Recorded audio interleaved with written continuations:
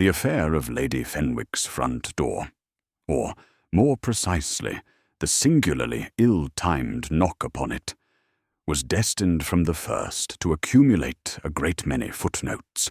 Lord Peter Wimsey, arriving at Fenwick Priory to inspect a 15th-century misericord, and, if pressed, to escape an aunt who loved him ardently but played the harmonium with evangelical zeal, was not so much invited as ceded to by Lady Fenwick. "Do come in, Lord Peter. The villagers have been finding ghosts in the dovecote again, and you shall be my rational talisman." Wimsey, who considered himself less a talisman than a tolerably decorative walking encyclopedia, made a small bow. "Ghosts in a dovecote, my lady. One hopes they wear little white feathers to preserve appearances. Ghosts have a terrible sense of fashion, don't you find?" It was 11 minutes to 6 by the hall clock, an elaborate French contraption whose surplus cherubs were outnumbered only by surplus ciphers on the dial. Wimsey observed the time, the angle of the late October sunshine, and the peculiar habit the butler had of clearing his throat after every third step. 3 steps, 3 steps, He appeared to do these things idly.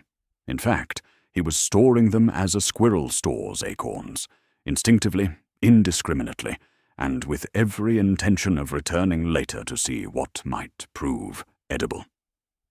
The knock at precisely 6 o'clock by that same clock, 7, according to Winston, the undergardener's dollar watch, and 5:54, muttered a conscientious pocket chronometer belonging to Wimsey. Someone rapped upon Lady Fenwick's ancient oak door. It was not the respectable double tap of tradesman or curate, but a single heavy stroke, followed by a dragging echo, as though the knocker itself disapproved of the exertion.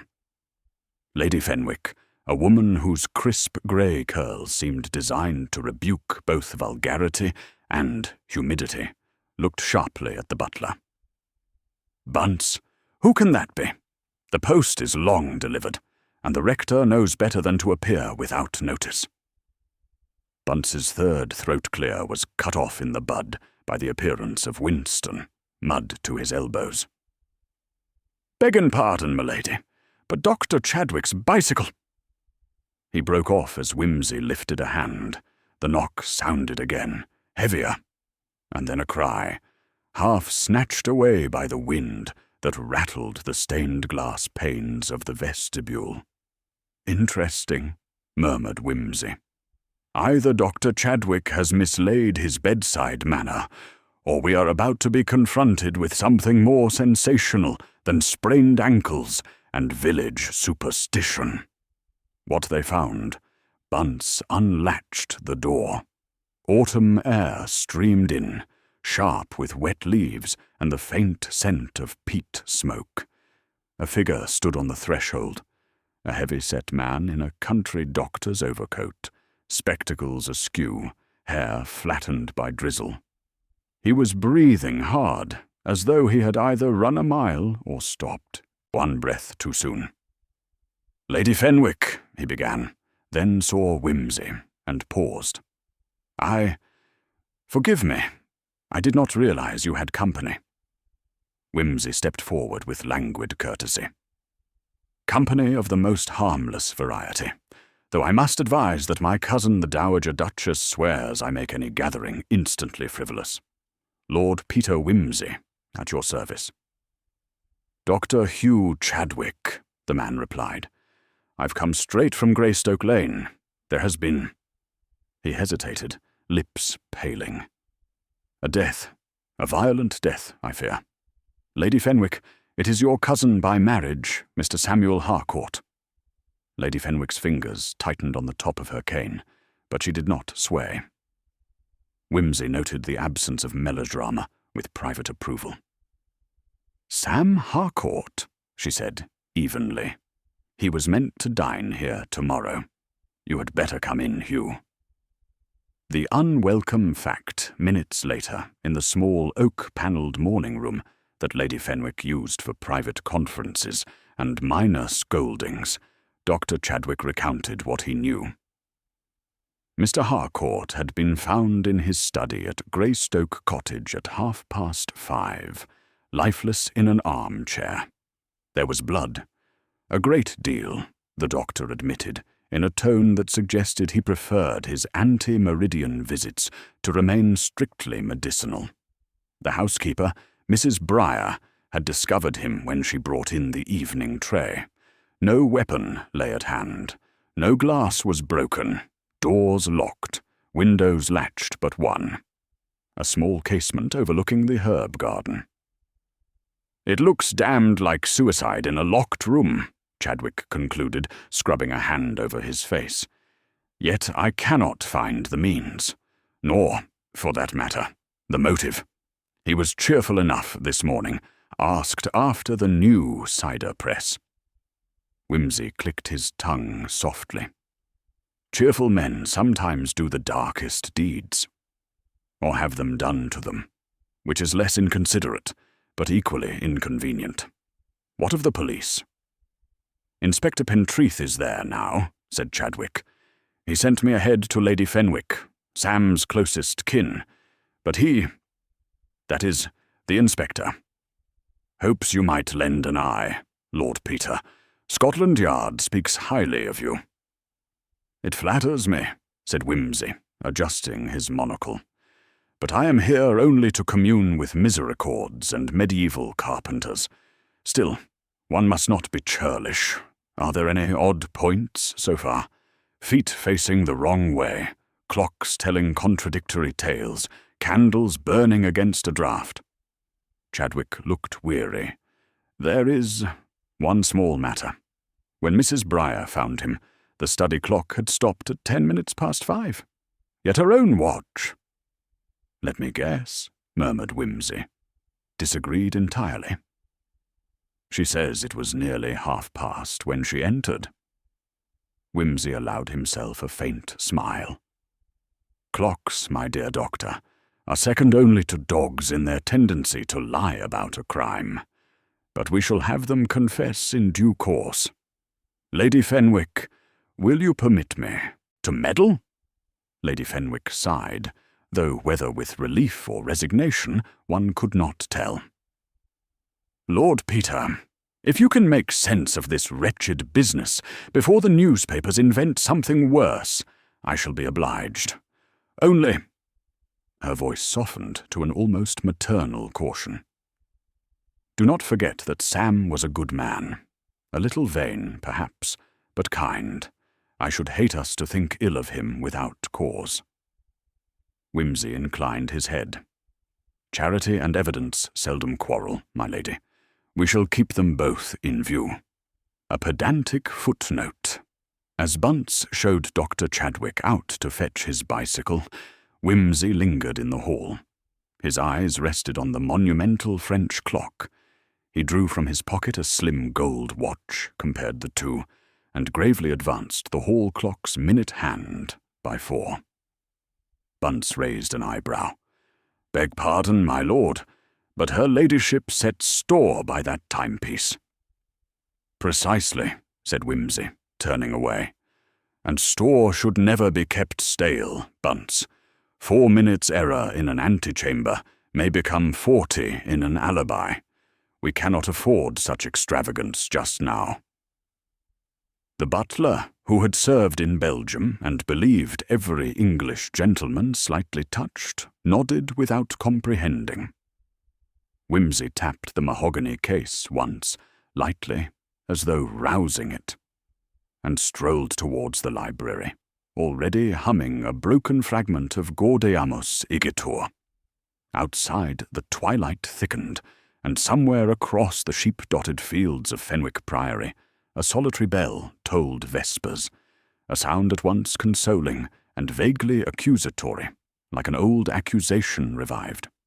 Lord Peter paused, listening, then smiled to himself. "How the angels must envy us, our murderers," he murmured, and reached for his hat.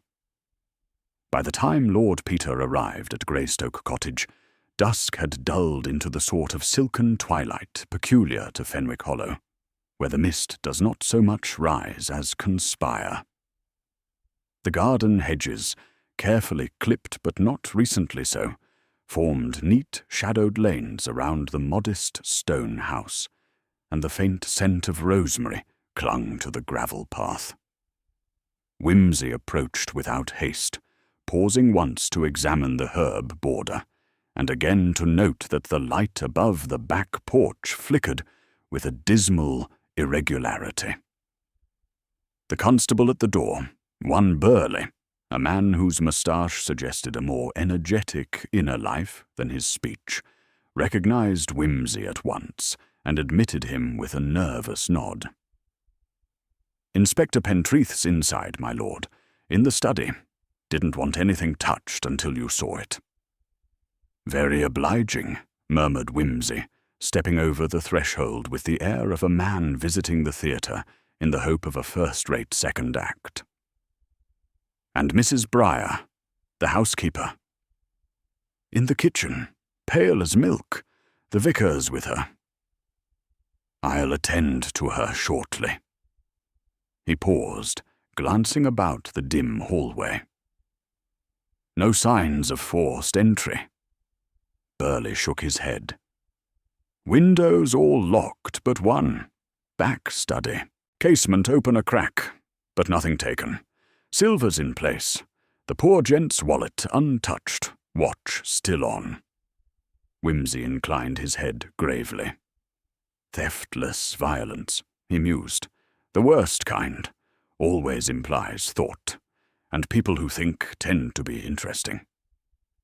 He passed through to the study without another word, brushing the sleeve of his coat against the carved oak panelling, as if greeting an old acquaintance. The room bore all the trappings of a man who had money, education, and an untidy relationship with both. Books in precarious towers, a decanter left open beside a chair, a fire half dead in the grate, though no one had thought to stoke it. These things Whimsy took in with a sweep of the eye before settling on the figure in the chair. Samuel Harcourt was slumped sideways, mouth half open, chin tipped against his collar. The blood had dried dark on his left side, staining the tweed a rich rust red, and just below the ribcage there was a rent in the cloth, small, precise, a stabbing then, clean and close. Whimsy crouched beside the chair, fingers gloved but steady, and peered with meticulous curiosity. No defensive wounds on the hands, no overturned furniture. He leaned closer to the man's mouth, sniffed once, and then straightened with a faint expression of regret. No drink, no tobacco, no hint of anything foreign on the breath. Rather disappointing. I do so enjoy a mystery with exotic tinctures. Ah, well.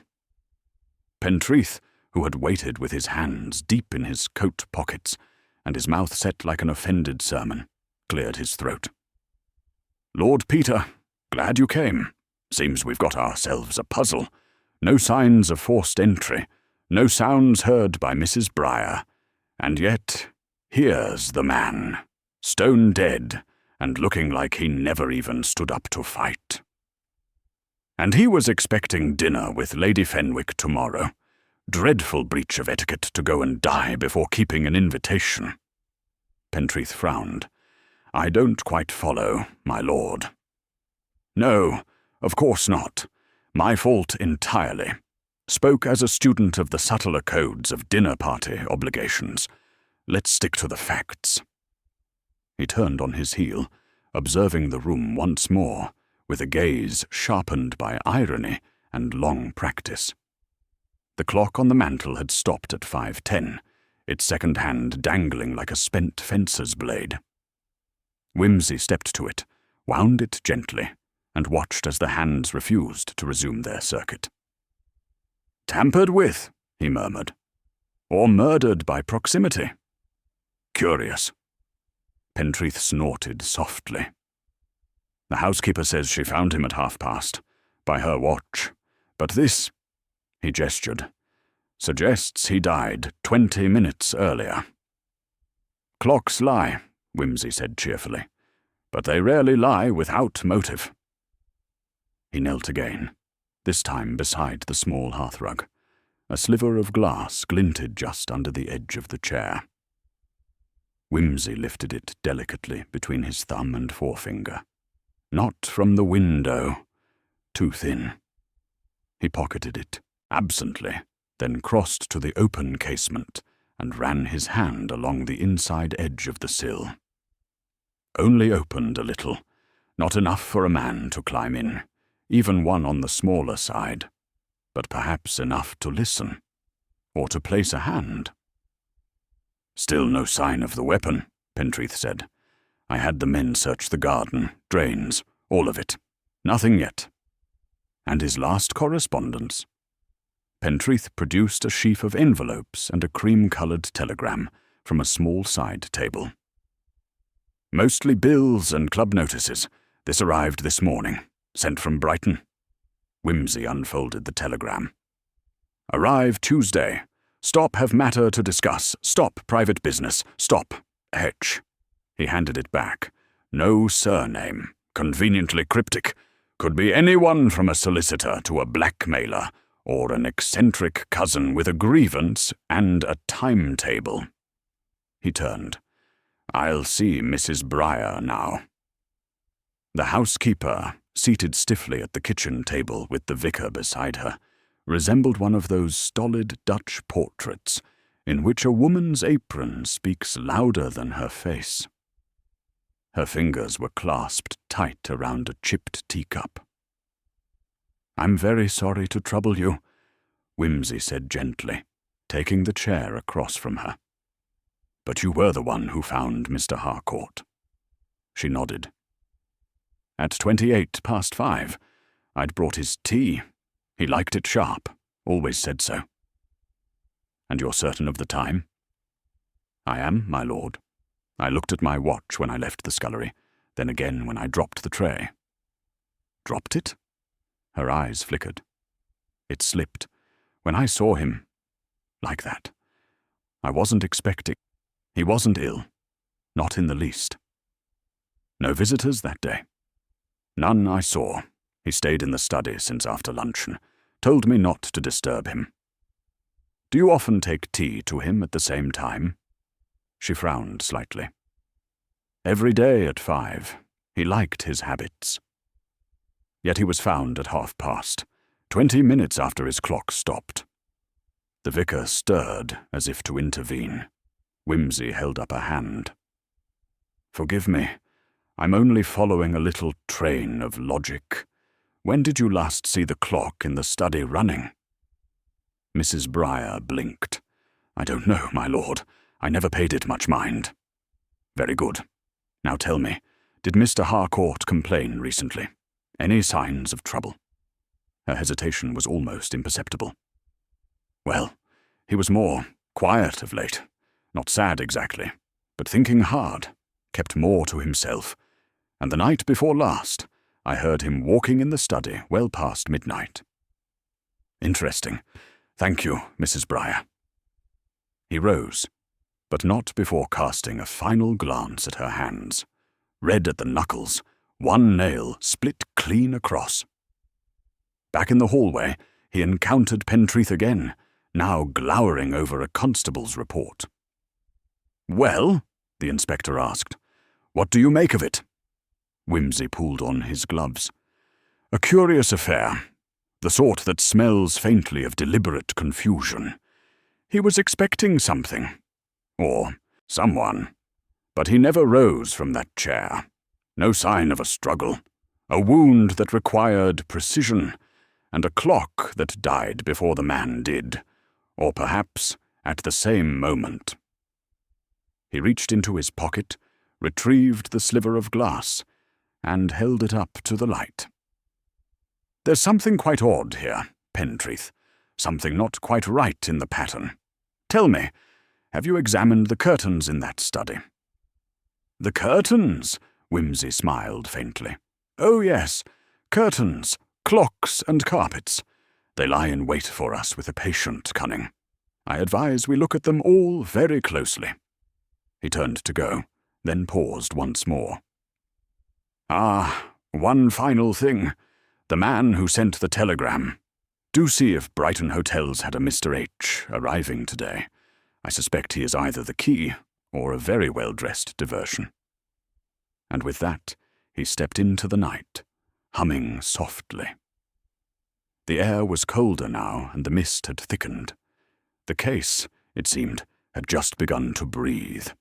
The dank Fenwick mist swallowed Lord Peter almost to the waist as he left the cottage, drifting across the hedgerows in sullen folds, and rendering his electric torch a faint yellow smudge in the dark.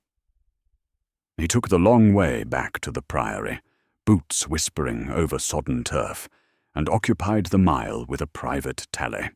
One corpse tidily dispatched, one clock struck dumb, one anonymous telegram, one sliver of thin glass that glinted suspiciously like the edge of a microscope slide, and a housekeeper whose neat red knuckles declared a recent tussle with either fate or furniture.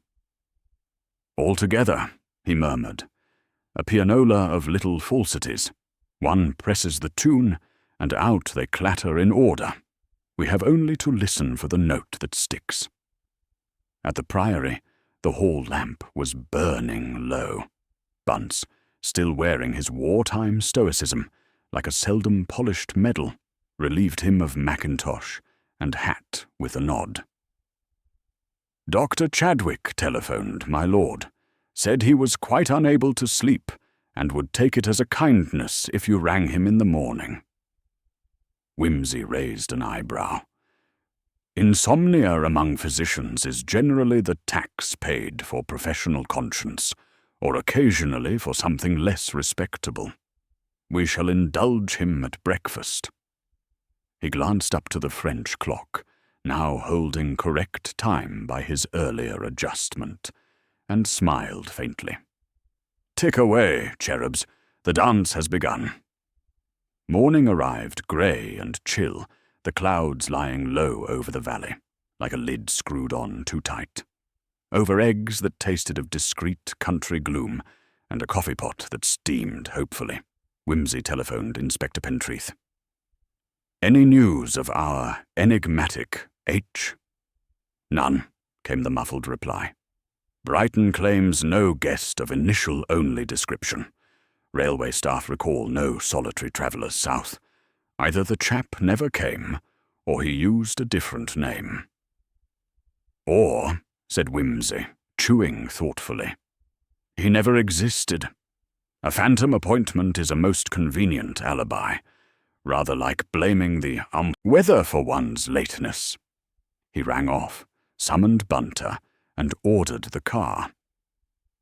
"Curtains and carpets, Bunter. We shall spend the morning flirting with upholstery."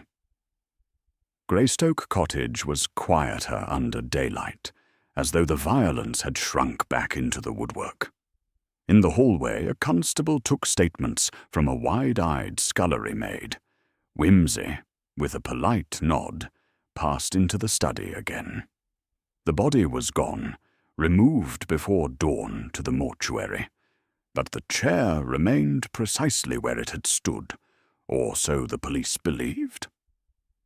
Bunter produced a folding ruler. Whimsy measured the distance from chair leg to skirting, then consulted a faint square of dust beneath the writing desk. "There you are, Bunter. 1/2 an inch west, 2 inches forward. A corpse unwilling to remain in its accustomed seat is one thing, but furniture that travels without visible motive is quite another." He turned to the curtains. Heavy velvet, bottle green, faintly smelling of spent coal dust.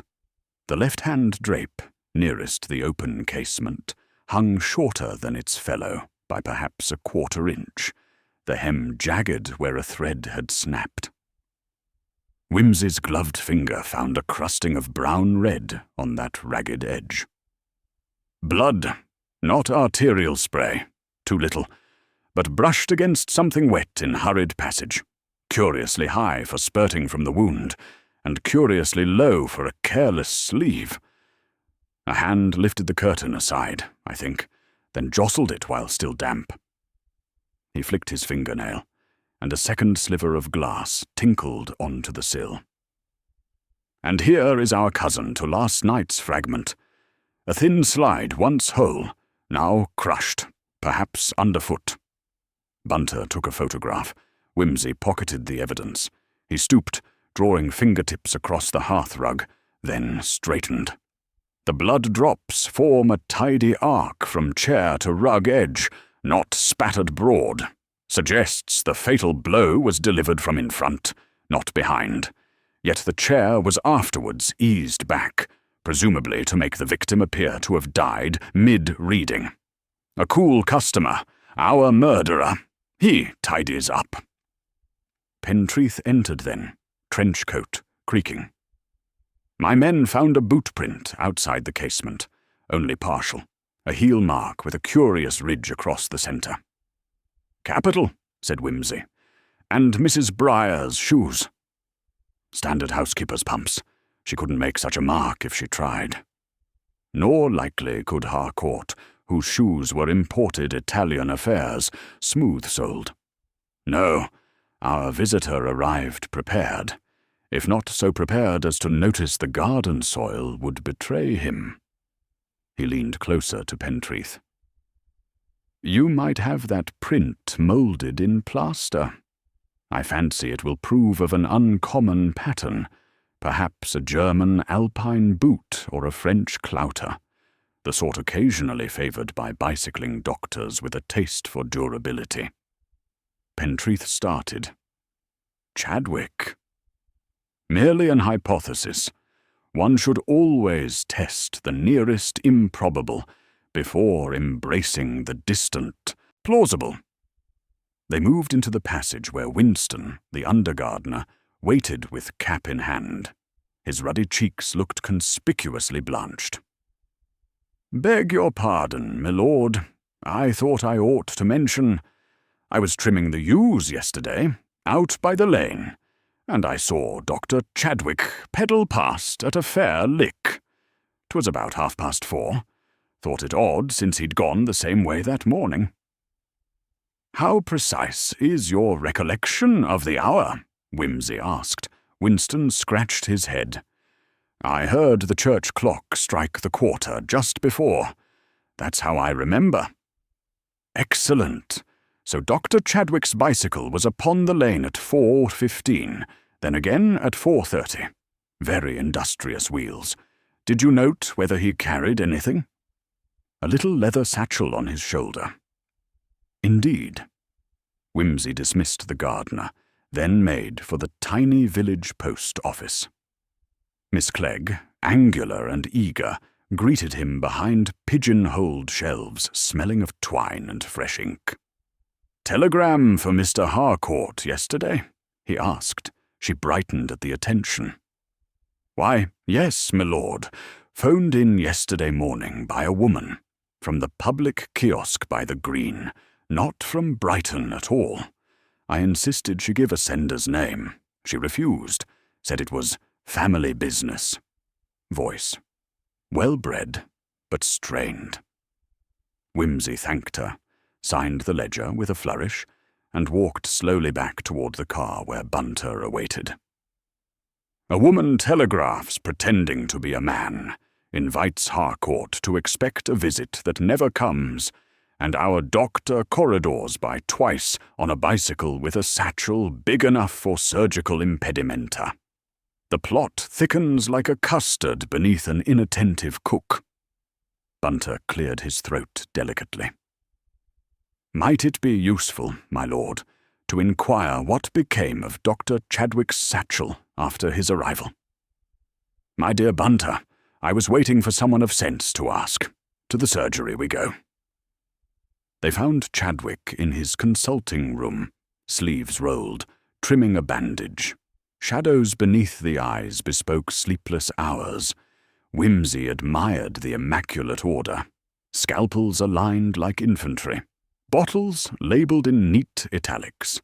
Only one gap yawned in the orderly ranks, a missing glass slide box. "I say, old man," Whimsy began lightly, "I fear we've disrupted your practice. Allow me a small borrow of the truth, and I'll return it polished." The doctor's hand trembled almost imperceptibly. "Ask what you will. At 4:30 yesterday, you pedalled twice along Greystoke Lane, once outward, once back. Why the haste?" He looked surprised. "I visited a patient over the hill, young Mrs. Langley. I'd forgotten my stethoscope, so I returned for it." "Commendable diligence," Whimsy said. "And the satchel?" "Carried my bag of instruments." "Would you mind terribly showing me the contents now?" Chadwick hesitated, then unlocked a cabinet. Inside lay gauze, scalpels, syringes, and a wooden-handled trocar. "All present," he said, yet Whimsy's eyes fixed on a shallow indentation in the felt lining, square, slide-sized, empty. One compartment unaccounted for. "Oh, those were microscope slides. I broke a handful last night, examining sputum samples. Threw the shards straight on the ash heap." "Ah," murmured Whimsy, expression unreadable. "Slides are delicate creatures. They fracture with the merest pressure." He shut the cabinet and turned away. "Very good of you, Doctor. Do rest when you can." Outside, Pentreath waited in his motor. Whimsy leaned in at the window. "Inspector, I should like the clock from Harcourt's study transported, carefully, to the Priory Library this afternoon. Also have the bootprint cast, and run a quiet check on anyone in the district purchasing microscope slides in the last month. Lastly, interview Mrs. Briar again about any visitors of the female persuasion she may have intercepted." Pentreath blew into his moustache. "You think a woman involved?" "I think a woman feared, certainly. Whether she employed her own hand or another's blade. That we shall discover when the clock speaks. Even an inanimate liar can be encouraged to confess, if one arranges the right audience." That evening, in the vast echoing library of Fenwick Priory, Whimsy set the study clock upon a long oak table flanked by candles. He gathered Lady Fenwick, Bunce, Bunter, Pentreath, and the vicar, all summoned under vague pretence of a demonstration. The wind rattled the casements. A log fire cast uneasy shadows on gilt book spines. Whimsy held aloft the minute hand he had removed from the mechanism. "This, my friends, is a fine performer. When set loose, it will complete one revolution in exactly 60 minutes, provided no one interferes. Yet yesterday it halted at 5:10. Suppose, however, that it was forced back 5 minutes to misshow the hour. There is a slight burr on the cog here, where a tool might have nudged it. Then released. By 5:30, the hand would again align with reality. To the casual glance of a housekeeper, nothing would appear amiss." He replaced the hand and wound the clock. It ticked obediently. Pentreath frowned. "So, the murderer falsified the time of death by mere minutes." "Precisely long enough," said Whimsy, "for a careful man to remove a weapon, rinse his hands, set a chair back, and slip out by the window, or for an accomplice to do so at his signal." He turned, monocle glinting. "Tomorrow night I intend to repeat the entire sequence, with volunteers positioned as observers at every exit, and the same distances traversed. If our hypotheses are correct, the interval between wound and discovery will prove sufficient for one particular suspect's movements, and impossibly brief for all others." Lady Fenwick, pale but composed, laid a hand on his sleeve. Must we endure a reenactment, Lord Peter? Only for a single hour, ma'am, he replied gently. An hour in which we shall listen to a clock, the way a priest listens to confession. After that, he snapped shut his pocket watch, the library, like the improbable, will become quite a bit tidier. The company dispersed into corridors murmuring of draughts and old echoes. Whimsy remained, fingertips resting lightly on the ticking clock, eyes half closed, as though attuned to some private rhythm below the audible. Outside, the priory bell tolled 9. He smiled, wholly without warmth. "Bunter," he said softly, "prepare the lantern slides. Tomorrow we illuminate shadows."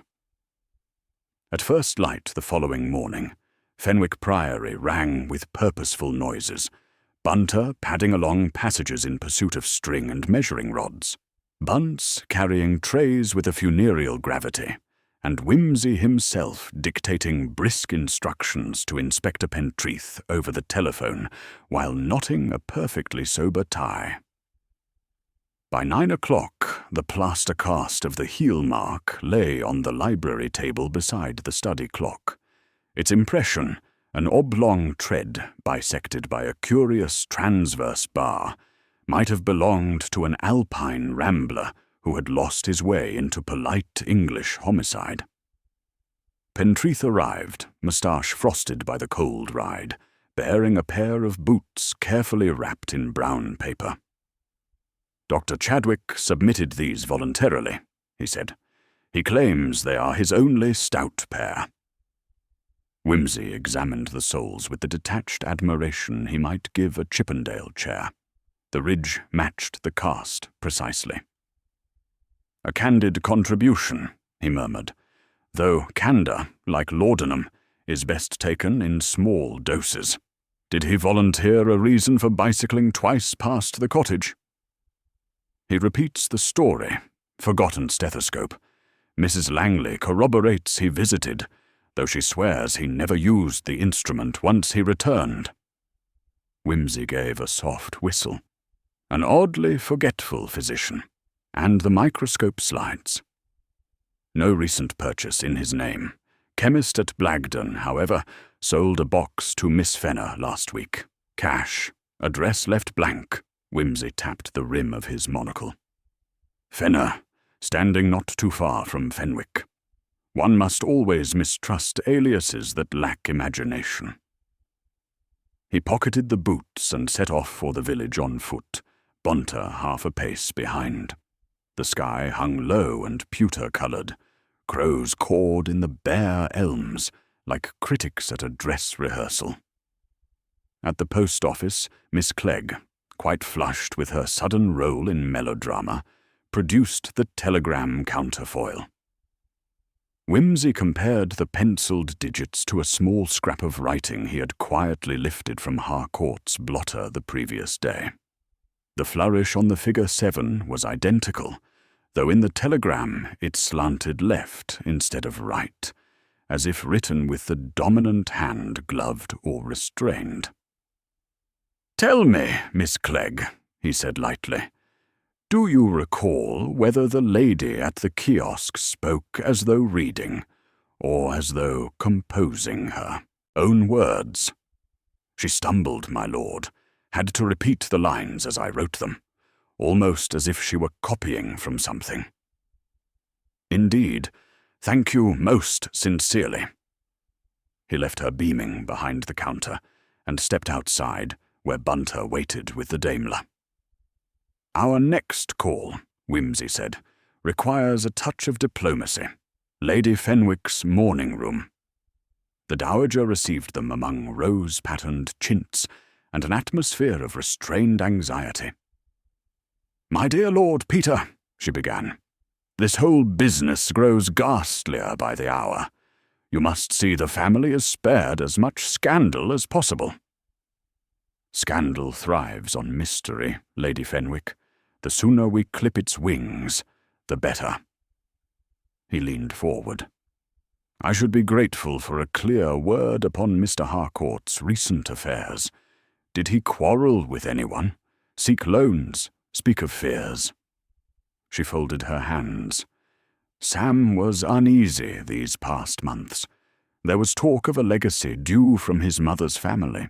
Foreign investments tangled in the courts. He hinted at someone who might contest his claim. I urged him to consult our solicitor, but he dismissed the notion with that careless laugh of his. "Did he mention a woman?" Lady Fenwick hesitated almost imperceptibly. "There is always a woman, Lord Peter, when men behave rashly, but he named no names to me." Wimsey thanked her and rose. As he turned, she added quietly, "You will remember your promise, charity and evidence." "Unfailingly," he replied, and meant it. By noon he had stationed Bunter in the Market Square tea-shop, with instructions to observe any female visitors who matched Miss Clegg's vague description. Tallish, discreet hat, veiled perhaps to hide recognizable features. Wimsey himself took luncheon with the village bank manager, a rotund official whose pride lay in never spilling a financial secret. Over a plate of devilled kidneys the defences crumbled. Yes, Harcourt had withdrawn £200 in notes 3 days before his death. Yes, he had seemed agitated. No, he had not deposited the sum elsewhere. Wimsey thanked him, leaving the man mildly dazzled by a quotation from Tacitus on fiscal improvidence. A wire awaited him at the Priory. Parker from Scotland Yard reported that Harcourt's late father had once been sued, in 1908, over patent royalties by a former partner named Henry Firmin, judgment settled out of court under seal. Firmin had died, leaving a daughter, Helena, address unknown. H at Brighton, Wimsey mused, or Fenner at Blagdon. Bunter, back from reconnaissance, supplied a fresh crumb. A lady matching the tea-shop vigil had purchased iodine and sticking plaster at the chemist, giving her name merely as Mrs. Hope. Hope, Fenner, possibly Firmin, murmured Wimsey. The alphabet reels. Afternoon brought the pathologist's preliminary report. Death between 5:10 and 5:15. Single thrust upward between ribs, blade narrow, triangular, 6 inches at most, an implement neither kitchen nor surgical, more like a slim stiletto or steel letter opener. Blood loss internal at first, external seepage minimal until the victim slumped. No defensive wounds. Harcourt had likely been seated, unsuspecting, when struck. A seated man, Wimsey considered, would be vulnerable on the left if the assailant stood to his right, exactly where the curtain now bears its crimson smear. A right-handed killer facing him, or a left-handed killer attacking from behind, but the chair moved, therefore the theatre reset for our eyes.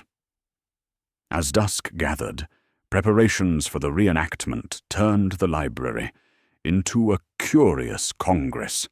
Bunter measured distances from chair to window according to the original study plan chalked on the floorboards. Bunce dimmed lamps until the illumination matched late October twilight, and Pentreath posted constables at each exit. Dr. Chadwick, summoned though unenthusiastic, arrived punctually at 8, his boots conspicuously polished. Mrs. Briar, cheeks drawn, sat clutching her apron. Miss Clegg, invited as observer of the telegram sequence, perched on the edge of a chair with the air of a governess reading forbidden literature. Wimsey addressed them all with courteous gravity. We shall compress events to their essential quarter hour. At 5:10, the clock will stop. At 5:30, the housekeeper will discover the body. Between those points, every footstep and every breath must find its place. He assigned roles. Winston to bring a tea tray at the appointed moment. Bunter to time the cycle ride, equivalent by peddling an exercise contraption in the corridor. Chadwick to remain seated with Pentreath, lest professional temptation strike the arterial system, Whimsy quipped. And Miss Clegg to dial the Priory telephone precisely when she had accepted the telegram text.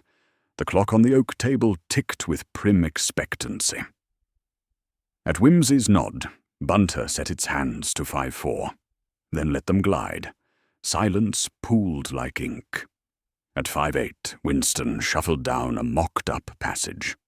At 5-10, Whimsy, standing behind the curtain, flicked the mechanism that froze the minute hand.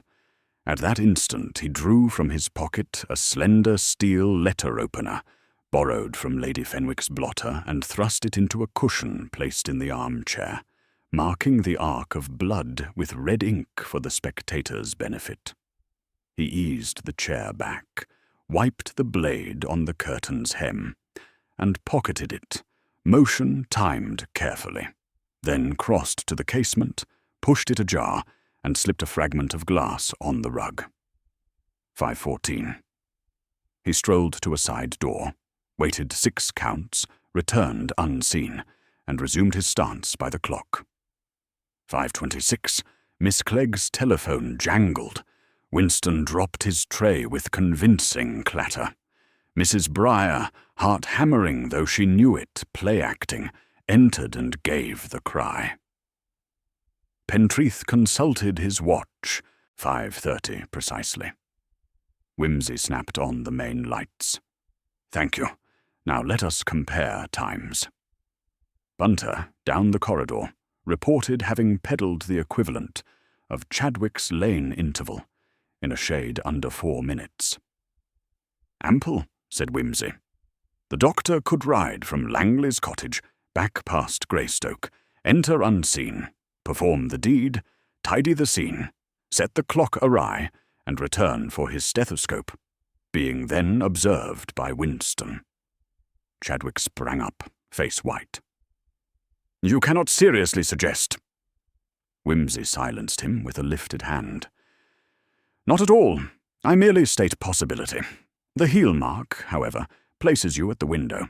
Your boots oblige us with their candour." He produced the cast and held it against the sole. Perfect fit. Chadwick's mouth worked. "I knocked at Harcourt's window about 5:15, he said hoarsely. I needed to borrow a monograph he'd promised.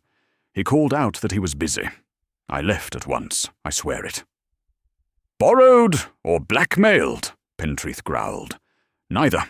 Sam and I were friends." Whimsy turned away. "Friendship wears many guises, yet a further complication attends. Miss Clegg?" The postmistress stood, trembling but resolute. "I recognize the voice, my lord. Dr. Chadwick telephoned several prescriptions this spring. The woman who dictated the telegram used the same cadence, soft Sussex vowels, slight catch on the R's. I believe it was Mrs. Chadwick." All eyes swung to the doorway, where a slim, veiled figure stepped hesitantly into the light. She removed her gloves, revealing iodine-stained fingertips. "Please," she said, voice scarcely above a whisper. "It was I who sent the message, but I swear, I did not kill him." Whimsy bowed courteously. "Mrs. Chadwick, you arrive at a fortuitous hour. We have just demonstrated how a murder might be done. Perhaps you will explain how it was not, you being the one person who can confirm your husband's movements." Her gaze flickered towards the letter-opener, still glinting crimson on the curtain edge. I feared for Hugh," she said.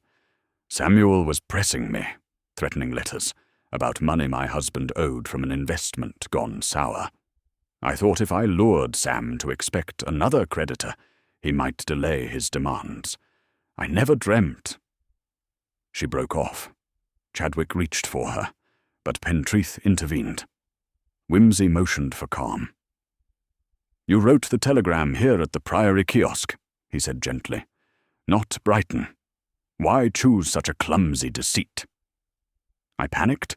I did not want it traced. Yet Harcourt was clever enough to smell bait. He remained in his chair and prepared, perhaps, to face you both. But someone else arrived first. Who knew of the money?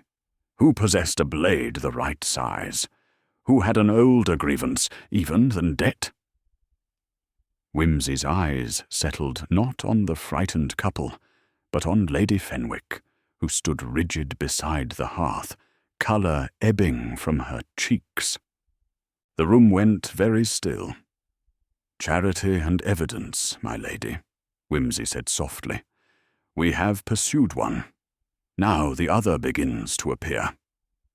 Lady Fenwick's cane trembled against the flagstones, and somewhere in the chimney a draught moaned like distant sea wind. Outside, the Priory bell tolled 9:30, measuring out the silence that followed. Lady Fenwick's gloved fingers tightened round the ivory head of her cane, yet the tremor subsided as quickly as it rose, and when she looked up, her eyes were the clear grey of stone, polished by weather rather than by tears. "My dear Lord Peter," she said, her tone soft but carrying, "you came here as my guest. Must you now place me upon your little stage?" Wimsey inclined his head. "A most reluctant impresario, I assure you. But the scene, as arranged by someone, already points too neatly in your direction. I would sooner unhook the spotlight than leave it glaring, if it be unjust." Inspector Pentreath cleared his throat. "The letter opener, my lady. It bears the Fenwick arms on its hilt. It is at least a piece from the Priory writing desk." She nodded once. "A gift to my late husband when he was sheriff of the county. It lived in the morning room until last month, when I noticed it gone. I assumed Bunce had set it aside for polishing." Bunce emitted a scandalized croak. "I never touch Milady's desk without instructions."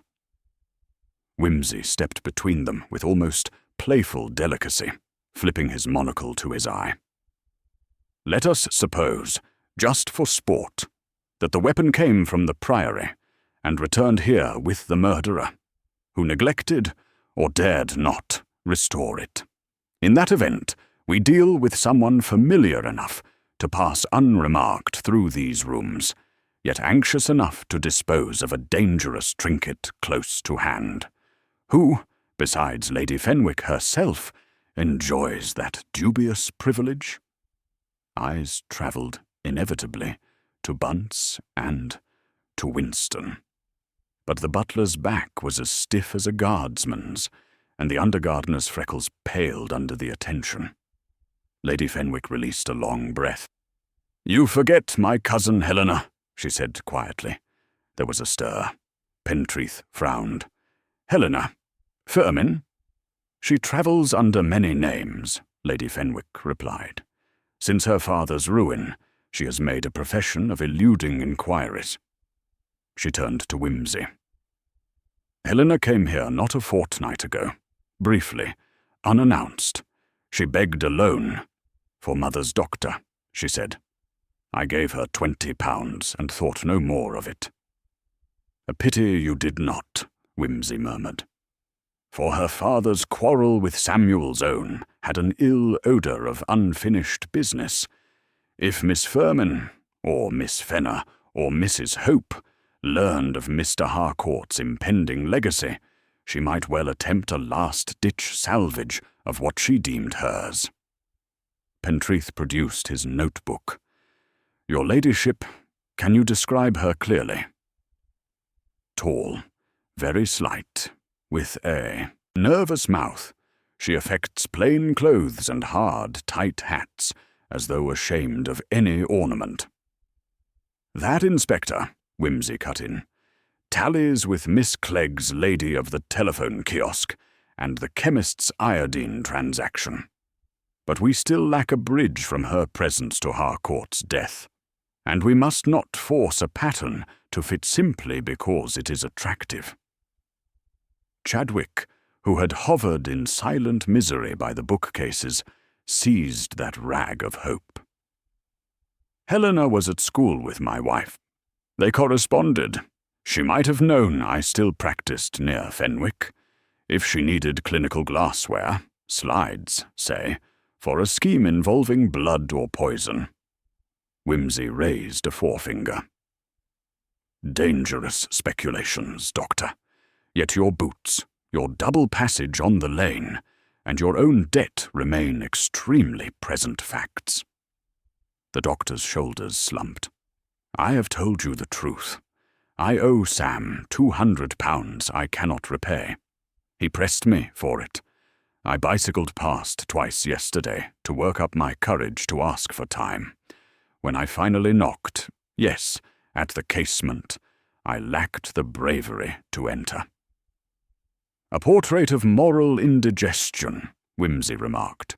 Still, it leaves you outside a locked window at precisely the moment blood struck the curtain. Bunter coughed. Pardon, my lord. Lady Fenwick's curtain is velvet. It would not stain readily from a small smear unless pressed. Just so, and pressed by a gloved hand might leave little mark save on the glove. Does any glove among us bear witness? A tense search produced nothing. Even Chadwick's leather gauntlets, folded in his coat pocket, were spotless. Whimsy's expression did not change, but his eyes grew remote, as though he listened to inward music that eluded the rest. Inspector, would you indulge me in a minor errand? Send a man to the railway station. Have him show Miss Clegg's description to Porter Giles, old fellow with a game hip, and to cabman Truitt. I fancy they will recall a lady arriving on the 3:10 from London who asked the fare to Greystoke, then declined the cab when told it was but a pleasant mile's walk. Pentreath nodded and strode out to the telephone. While the company dispersed uneasily, Whimsy lingered beside Lady Fenwick at the hearth. Your cousin's visit. Did she mention any document? Letters? Proof?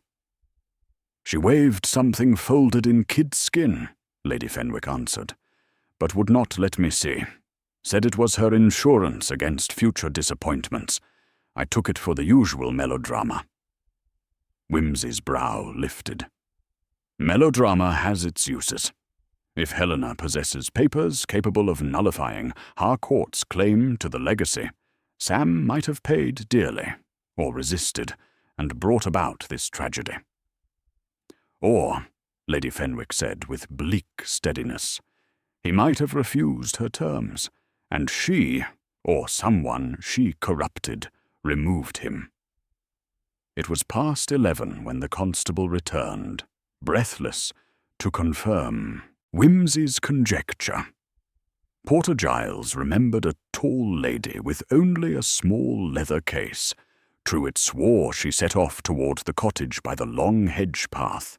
Her description matched Helena Firmin down to the hard little hat. Pentreath prepared warrants. We'll circulate her description, if she fled by the evening train. She did not, Whimsy interrupted. Had she left by rail, Truitt the cabman would have seen her return. No, Miss Firmin remains within reach, perhaps nursing a cut hand and waiting for the hue and cry to ebb. Bunter touched his arm. There is the empty gardener's bothy by the east wood, my lord. Few go there these days but Winston. Reserve, Whimsy said crisply. Place a man to watch it without alarming the pheasants. When even Bunter had gone to organize discreet patrols, Whimsy sat alone beneath the great library chandelier, studying the plaster cast of Chadwick's heel and the motionless study clock. He spoke, half to the room, half to the wraiths of logic circling his mind. A heel print, a glass slide, a velvet smear, £200, and a woman who vanishes like breath. They form a shape, Bunter. A shape still missing one curve, one crucial radius. Find me that, and the circle will close. The clock chimed midnight, clear, high, unsympathetic. Almost immediately, a soft tapping sounded at the French windows. Whimsy crossed, unlatched the doors, and let the mist curl in around a slight, veiled figure illuminated by moonlight. "Miss Firmin, I presume," he said, not unkindly. She slipped inside, glancing about like an animal cornered in unfamiliar splendor. "I came because I heard, through the village, that they think me a murderer." Her voice was roughened by cold and fear. "I will not be hunted like a fox." "Nor need you," Whimsy assured her. "But truth will out, and we may as well help it gracefully from its wrapper." She drew from her coat a folded parchment. "My father's settlement with Mr. Harcourt's father. It proves the royalties were to revert to me on Sam's 30th birthday, yesterday." Her lips twisted. "He laughed at me, said the paper was worthless, that only a court could force him. I threw a glass slide at him in anger. It shattered. Then I ran." "A slide from the medical case on the hall table," Whimsy deduced softly. "So, the shard under the chair is yours. That removes one puzzle. But Sam was alive when you fled." She nodded, white-faced. "Very much alive, and angrier than I had ever seen him. He threatened to call the constable and have me locked up for forgery." "Did he threaten anyone else?" She hesitated. "He said he would ruin Dr. Chadwick for harboring me. I had stayed 2 nights with the Chadwicks. Mrs. Chadwick is my friend." Whimsy exhaled. The circle, at last, began to draw its line back upon itself. Enmity, debt, possession of a weapon, and now a direct menace linking Harcourt to the already desperate doctor. Every fragment pointed to Chadwick, except the letter opener with Fenwick arms and the blood on the priory curtain. Those pulled the circle the other way toward Lady Fenwick, who had every motive to prevent scandal in her family, and every chance to reclaim the desk piece. Yet a circle cannot close upon 2 centers. One of these orbits must be illusion. He seated Helena by the fire, summoned Bunce for brandy, and sent Bunter flying to fetch Inspector Pentreath. The household stirred again, like chessmen recalled to the board for a decisive endgame. In the distance the priory bell tolled the quarter. Whimsy, standing beside the mantel, watched the second hand on his wristwatch sweep steadily onward. "It is always the last minute," he murmured, "that tells whether the clock is honest." And in that instant, so slight he might have fancied it, the French hall clock beyond the door gave a fractional stutter in its beat, as though the mechanism remembered an earlier interference and sagged again into error. Whimsy's eyes narrowed. He stepped to the threshold and listened. The stutter came once more. Tick, tick, tick. Pause. Tick. He advanced to the clock, touched the glass, and felt vibration not of escapement, but of something heavier, farther away, transmitted through the oak floor. A door closing? A concealed tread? He turned sharply back to the library. "Bunter!" His voice cracked like a whip. "Search the east corridor. Someone else is awake, and our stage is not yet cleared." Bunter vanished at speed. Helena clutched her brandy. Lady Fenwick, summoned by the commotion, reappeared, gaze sharpening like cold steel. Whimsy took up the letter opener from the table, balancing it across his palm. "One more scene yet," he said under his breath. "The audience must not applaud too soon." The library lamps guttered as a draught swept through the house, and the tall windows rattled in their frames. Somewhere in the darkened corridor, a footstep faltered, and then silence closed over Fenwick Priory, like velvet drawn across a stage before the final act. The hush held for only a breath before an answering sound shivered through the passage, a faint, metallic jingle, like pocket change spilled in caution. Whimsy crossed the threshold with a silent, predatory grace, leaving Lady Fenwick and Helena silhouetted by the library fire. The corridor lamps were dimmed to night glow. Their feeble halos disclosed a draught, billowing the tapestries. In that moving gloom, he glimpsed Bunter at the far end, one hand raised in signal, the other pressed to the panel of a mahogany door, rarely used except by housemaids on polishing day. When Whimsy reached him, Bunter whispered, "I heard a latch, my lord. Quick, deliberate. Then the vibration in the floorboards. Someone inside the muniment room." Whimsy's brows lifted. The muniment room lay above the old monastic scriptorium. Its stone walls were lined with cedar presses that kept estate deeds sweet since Henry VIII taxed abbots for their sins. Few keys opened it, and Bunce was custodian of all. Whimsy tried the handle. Locked, he stooped, eye to keyhole, but saw only a deeper dark. "Two choices," he murmured. "Either persuade the mouse to emerge, or become a cat and scratch." He straightened. "Bunter, tap the fire gong in the vestibule, once, then stand ready to switch on every light when I call." Bunter nodded and glided away. Whimsy stepped back, folded his arms, and addressed the keyhole in a conversational voice that carried along the timbered passage. "Whoever is in there, I suggest you open promptly. The house is encircled by constables. Inspector Pentreath will confirm it in half a minute.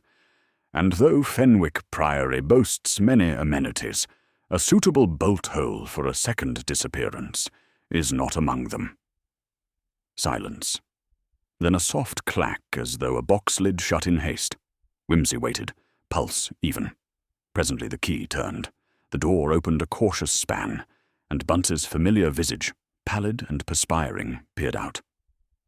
"My lord, I was only—" His glance darted past Whimsy as if seeking rescue. "I heard a noise myself. Thought it might be rats among the parchments." "Rats," Whimsy repeated. "One hears they admire cedar." He slipped inside before Bunce could demur. Bunter's gong sounded once. Light flared through tall windows as hidden switches snapped alive. The muniment room smelled of sawdust and cold stone. On a central trestle lay several open deed cases. A squat safe, originally a Spanish Armada chest, stood against the wall with its lid up, and inner tray drawn forward, exposing orderly packets bound in red tape. Whimsy noted a narrow void where one packet had been removed. On the floor by Bunce's shoe gleamed a silver salver. The Priory arms worked in relief. It was smeared across one rim with something brown-black. "Rats, Bunce," Whimsy said gently. "Rarely disturb muniments with silver servingware." The butler's throat worked painfully. I meant to restore that. I used it to carry—" "The Fenwick letter opener, perhaps," Whimsy supplied. "An object easier to hide under a salver than in a pocket already laden with keys and conscience." Bunce sagged against a press, the keys at his belt clinking like guilty chimes. "I swear I never harmed Mr. Harcourt. I found the knife after the police left, behind a cushion in the Priory billiard room. I meant only to keep her ladyship safe from scandal." "Her ladyship?" Whimsy echoed. "Ah, so you believed the weapon implicated Lady Fenwick?" "I thought She was angry that Mr. Harcourt planned to sell the Swaledale meadow, sir. It belonged to her mother's dowry. She said to me last week she'd do anything to stop him." Bunce's voice broke. I could not bear the thought of them questioning her. "So you spirited away the letter-opener, and tonight meant to hide it among dead deeds." Wimsey sighed. "Bunce, loyalty is admirable, but concealment of evidence is a sporting offence in my profession." Heavy boots thudded in the corridor. Pentreath strode in, moustache bristling at the tableau. Wimsey lifted a palm. "Not a murderer, Inspector, merely an overzealous domestic archaeologist. Take his statement, caution him as necessary, but for the moment, keep him at hand. We may yet profit by his knowledge of keys." As Pentreath led the shaken butler away, Wimsey replaced the missing packet in the safe, a trust deed dated 1872, and locked the lid. The salver he carried downstairs, pausing by the still-glowing library. Lady Fenwick, Helena, and Mrs. Chadwick startled as he entered, red-streaked silver catching the fire. "A curious trinket turned up in the muniment room," he said. "Blood on one rim. The pattern suggests it served to shield a blade in transit, a makeshift scabbard, if you like." Helena shrank back, but it was Mrs. Chadwick whose gaze fixed upon the stain with helpless fascination. Wimsey saw her throat pulse once, twice. "You recognize it, madam?" Her fingers twisted together. "Bunce lent me that salver yesterday. I brought scones for Lady Fenwick's tea, and he had mislaid the smaller tray." "And later?" Wimsey asked softly. "I left it in the morning room. When I fetched my coat at 7, it had gone." "Just so. Gone, I suspect, to Greystoke Cottage, cradling a slim knife whose returning edge still wept." He turned the salver, letting lamplight pick the dull smear. "It fits the chronology, Mrs. Chadwick, fits the broken slide, and fits the desperation of a woman who loves her husband enough to barter with blood when money fails."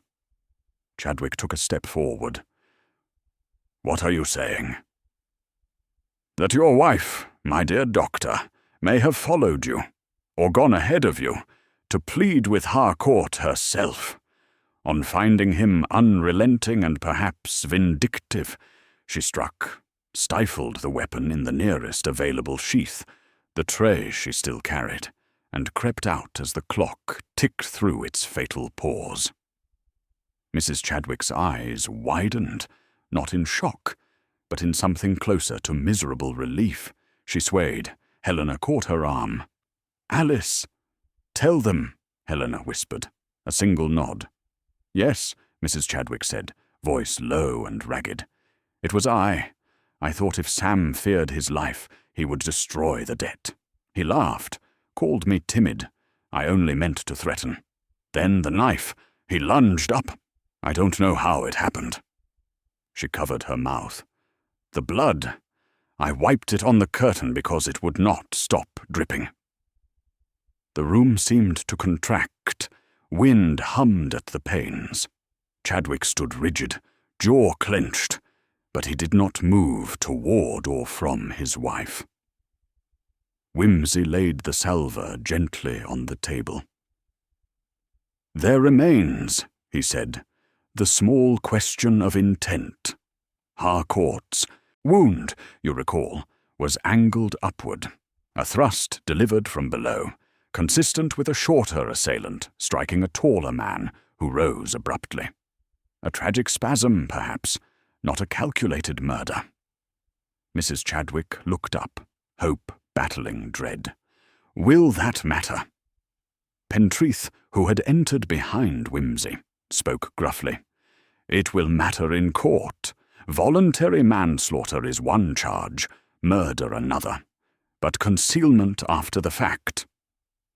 He left the thought unfinished. Wimsey turned to Lady Fenwick, whose stillness had become statue-like. You wished for charity as well as evidence, ma'am. Charity here lies in truth, that you were neither assassin nor accessory, and your good Bunce corrupted himself only by devotion. Colour returned slowly to her cheeks. Poor Bunce, and poor Mrs. Chadwick. She regarded the doctor's wife with grave sympathy. Fear for those we love can twist the hand in dreadful ways. Helena stepped forward. Alice did this for my sake as much as Hugh's. I go to the police with her and testify. The papers you hold, Lord Peter, prove Sam cheated me. Let them also show the provocation. I shall deliver them, Wimsey promised. But first, Inspector, I suggest we walk Mrs. Chadwick through every moment, ensure no shadow remains. The law must see the picture entire. Pentreath nodded and motioned his constable. Mrs. Chadwick placed her hands together as though to steady a teacup, then surrendered them to the iron clasp. Chadwick raised his head at last. In his eyes was something raw yet oddly unbroken. He spoke one word, Alice, and she managed a faint smile as she passed him. When the echo of boots faded, Wimsey drew a breath he had seemed to withhold all evening. Bunter, find Bunce a restorative brandy. Lady Fenwick, see to Miss Fermin's lodging, preferably somewhere devoid of both debts and cutlery. Helena tried a wan jest of gratitude, but weariness overtook her, and she let Lady Fenwick shepherd her away. The library emptied until only Wimsey and Bunter remained, the fire settling into white ash. "Anything further, my lord?" Bunter asked. "One loose end," Wimsey said, tapping the salver's rim. "Why did the priory clock stutter just before our discovery? Because Bunce, stealing to the muniment room with that tray, brushed the pendulum case. Thus, we came to the right door at the right moment. Providence sometimes borrows the footfalls of guilty men." He turned the letter opener over, admiring the etched arms. A pity to lose such craftsmanship to an evidence locker. Still, better a tool of justice than of murder. Bunter regarded him with the fond exasperation of long service. "Your lordship has not eaten since luncheon." A minor oversight, soon mended. But first, Wimsey gazed into the dying embers. "A line to the Dowager Duchess. Please inform Aunt Agatha that misericords are dangerous lay brothers, and I shall be somewhat delayed in botanical pursuits." Wordy, but maternal consciences insist on detail. Outside, dawn began its slow, pale climb over Fenwick Hollow, dissolving the night's heavy shawl. Somewhere a thrush tried its first tentative bar. Somewhere a clock that had lied so craftily now struck truthful hours again. Wimsey listened, head cocked, then smiled a small private smile that was not triumph, but a weary gratitude for puzzles at last set straight. "Come, Bunter," he said, rising. "There is bacon in the world, and justice in the offing. Let us secure both before either cools." Breakfast, while nominally devoted to kidneys and bacon, proved an exercise in unfinished thought. Wimsey consumed both with mechanical appreciation, yet every mouthful tasted of residual doubt. Bunter, reading the weather in his master's half-lit eyes, refrained from conversational garnish until the last crumb had vanished. "Bunter," Wimsey said at length, "there is a small stone under the tongue of this business. It will not let the sentence close." "The Chadwick confession, my lord." "Precisely. Or, to be pickier, the confession's geometry. A shorter woman thrusts upward, a tall man rises, startled, and the blade makes its hateful entrance." "Good." Yet the pathologist remarked upon a curious lateral swerve of the wound, barely a quarter-inch, but enough to raise an eyebrow among lovers of straight lines. "Women, Bunter, are often excellent at many things, but introducing a precise medial deflection while in mortal panic seems an unladylike accomplishment. One imagines a fencer's wrist rather than a frightened wife's. Bunter murmured assent with the diplomatic neutrality of a Swiss banker. Wimsey drained his coffee, flicked a crumb from his waistcoat, and rang for the Daimler. The mortuary at Blagdon Infirmary was mercifully chill and mercifully empty, save for Dr. Peel, the county pathologist, who greeted Wimsey with the lugubrious enthusiasm natural to his calling. "You have come to admire my embroidery," he said, indicating the neat black sutures that now sealed Samuel Harcourt's chest. "Your handiwork is always exquisite," Wimsey responded, donning gloves. "Might I trouble you to indicate the wound tract again? I believe you mentioned an idiosyncrasy." Peel obliged, probing delicately with a slim metal rod. Blade entered between the 6th and 7th ribs, angling upward toward the heart. "But see, here, a slight veer left just after penetration suggests a twist of the wrist or a ricochet against cartilage." "A deliberate flick," Wimsey mused, "or a professional habit." He thanked Peel and signed the visitor's ledger, adding in faint pencil beneath his name, "Check cartilage burr under magnification." Outside, the winter sun tried without conviction to warm the hospital steps. Wimsey, breathing crisp air, felt certainty begin its slow percolation. He directed Bunter to Chadwick's surgery. The son, doctor's housekeeper, intimidated by titles, surrendered a ring of keys almost eagerly. Wimsey selected the one newly scrubbed, its shank shone whiter than its fellows, and unlocked the instrument cupboard. Scalpels lay numbered in cotton beds, except for slot 5, where a label read, "Victor Nas 5. Row 6 began with Victor Some 7. "Skipping an orphan blade," Wimsey remarked, rather like losing page 18 in a novel and hoping the narrative hops gaily over the gap. In the fireplace grate of the consulting room, he found ash still flecked with stainless glitter. A soft brush, borrowed from Bunter's pocket, coaxed out a warped shard bearing the faint imprint VIC. Wimsey nested it in tissue. "1 instrument plus 1 fire equals 0 evidence, unless one is willing to do arithmetic with cinders." They departed before the housekeeper reappeared, and Wimsey instructed Bunter to detour past the cider orchard, where Winston was pruning frost-gnawed limbs. "Tell me," Wimsey called across the hedge, "when you saw Dr. Chadwick cycling yesterday, did he carry the satchel on outward journeys, or only on the return?" Winston scratched his head. "On the way out, sir. It looked heavy. He was leaning over it. Coming back second time, he put it on the other shoulder, but it seemed lighter. I remember 'cause he waved with the free hand." "Helpful observation," Wimsey approved. "A satchel that grows lighter after a mere retrieval of a stethoscope argues it lost something en route." Back at the Priory, Inspector Pentreath waited with papers ready for the magistrate. Wimsey forestalled him gently. "Inspector, before your ink dries, consider one oddity.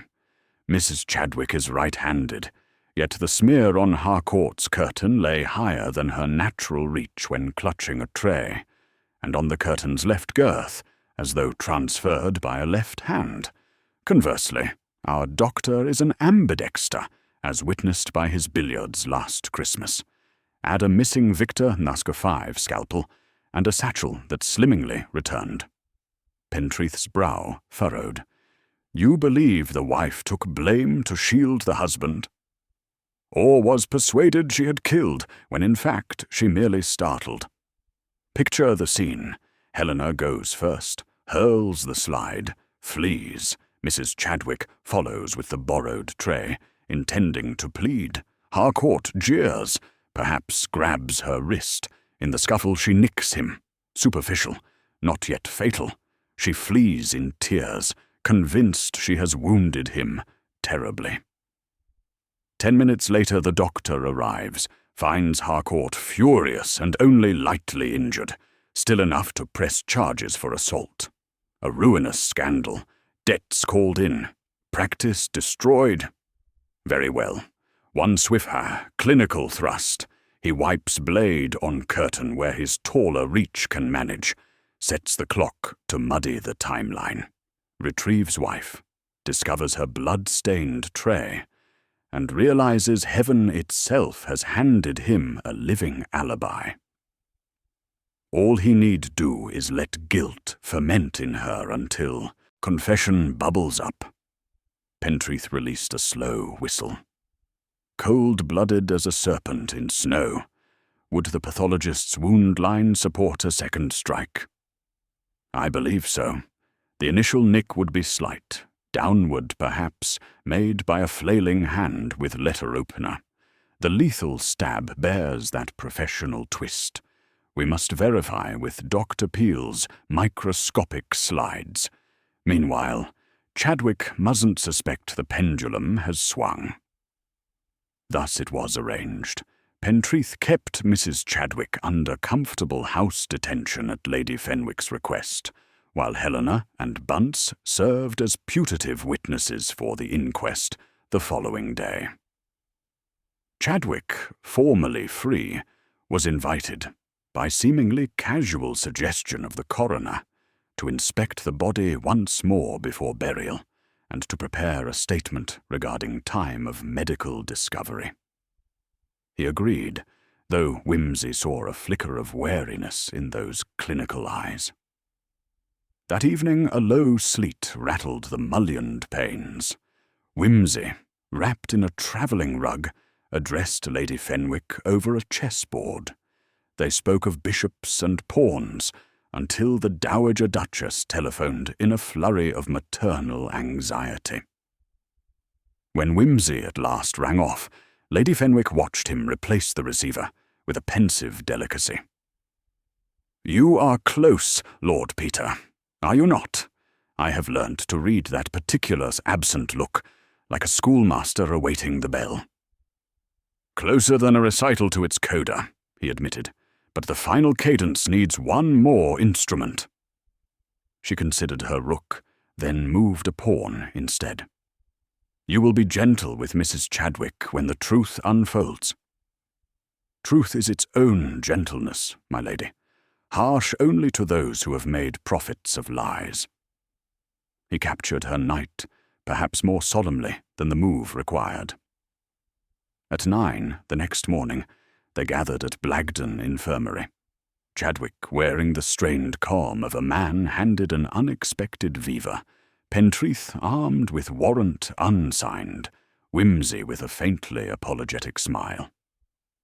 Dr. Peel awaited in the dissecting room, slides arrayed beneath a binocular microscope.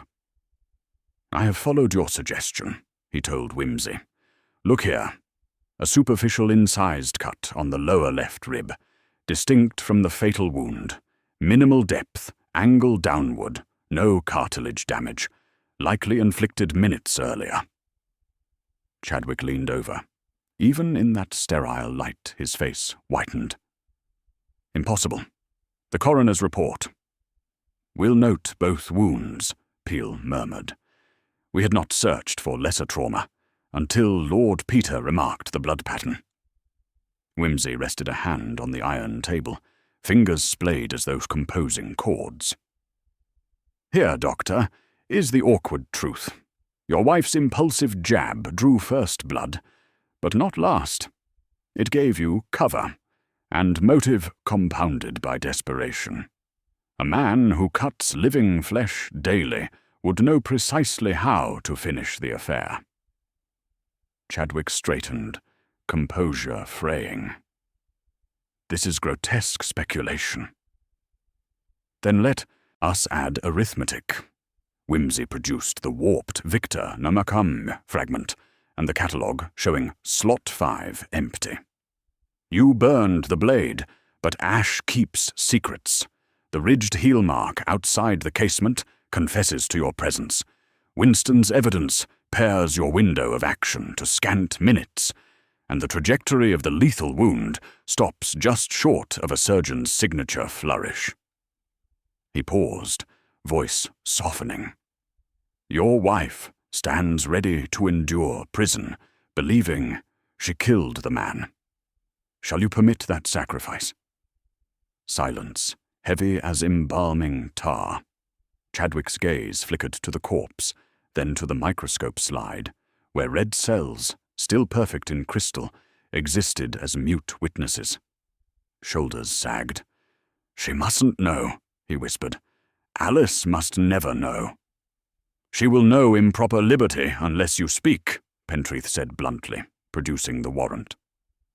Words spilled then, hurried, colourless, yet undeniably human. The surgeon's debts, Harcourt's threats, the flash of opportunity masquerading as self-defence, the calculated reset of the clock, the tearing of a curtain to erase height of smear, the incineration of scalpel, the quiet encouragement when his wife, shattered by anxiety, concluded she had slain. I let her believe, he finished, voice breaking, because a surgeon can mend much, but not the ruin of his own name. The inspector read the formal caution. Chadwick neither flinched nor resisted. When led away, he asked only that a letter in his breast pocket be delivered to Alice. Whimsy slipped it free, promising to keep it sealed until appropriate. Outside, sleet had surrendered to a thin, mournful rain. Whimsy and Pentreath stood beneath the infirmary's dripping portico. There's a Greek word, Whimsy said after a moment, for excessive devotion morphing into crime, hybris. One thinks of it chiefly in politicians, but finds it lurks also in love. Will the jury accept it as extenuation? They may. Whimsy's gaze travelled past grey rooftops toward the flat, silver line of the distant sea. Juries take kindly to men who yield themselves honestly in the end, and to wives grievously wronged by the machinery of silence. He turned up his collar. Come, Inspector, let us return to Fenwick Priory, before Lady Fenwick checks the misericords and discovers I've yet again broken my promise to avoid excitement. In the motor, Bunter drove with measured speed along flooded lanes. Whimsy held the unopened letter between forefinger and thumb, feeling its slight weight as though it were a lodestone, pointing to a quieter compass. When they crested the rise above the priory, he spoke to the countryside more than to Bunter. One wearies of tragedy when it arrives of its own accord, Bunter. Yet one is grateful, too, for the resilient geometry of truth, which ultimately insists that every piece find its natural angle. Bunter signalled assent without breaking speed. And the ancient bell of Fenwick, sensing perhaps that justice had at last chosen its lodging, tolled noon with a sound as grave and clean as rain-washed slate. The Daimler bumped down the long drive, tires hissing on wet gravel, and Whimsy watched the Priory Tower slide into alignment with the wind-tattered yews. Inside the car the letter lay across his knee, and the faint scent of iodine still clung to his gloves. It reminded him of hospital wards, and endings that smelled oddly of cleaning fluid and regret. He turned the envelope this way and that, noting the firm copperplate that addressed it simply A, the thriftily tied knot of sealing thread. Hugh Chadwick's neatness had not deserted him in extremity. It seldom does, Whimsy thought, when a man's professional pride survives, even as his freedom ebbs. Bunter eased to a halt before the steps. Whimsy thrust the envelope into an inner pocket. I'll give it to her myself, he said. after the inspector has finished." He caught Bunter's quiet, understanding nod and went in. The hall smelled of wax and peat smoke. Constable Milburn, stationed discreetly beside an oak refectory table, touched his helmet. "Mrs. Chadwick is with Lady Fenwick, sir. Small parlour." His voice betrayed relief, as though the house itself had begun requisitioning more than mere duty from its guardians. Wimsey found the two women seated opposite each other at a narrow fire. Alice Chadwick's face held exhaustion beyond tears, but some fragile poise had returned. Lady Fenwick, ever the hostess even at the edge of scandal, poured tea into thin porcelain without rattle. Wimsey felt the hush of a room in which all possible tragedies had already been rehearsed. "He asked me to give you this," Wimsey said, producing the letter. Alice took it, knuckles blanching on the seal. She did not open it, merely held it, as though the heat of meaning might seep through paper. Lady Fenwick looked to Wimsey. "Inspector Pentreath telephoned.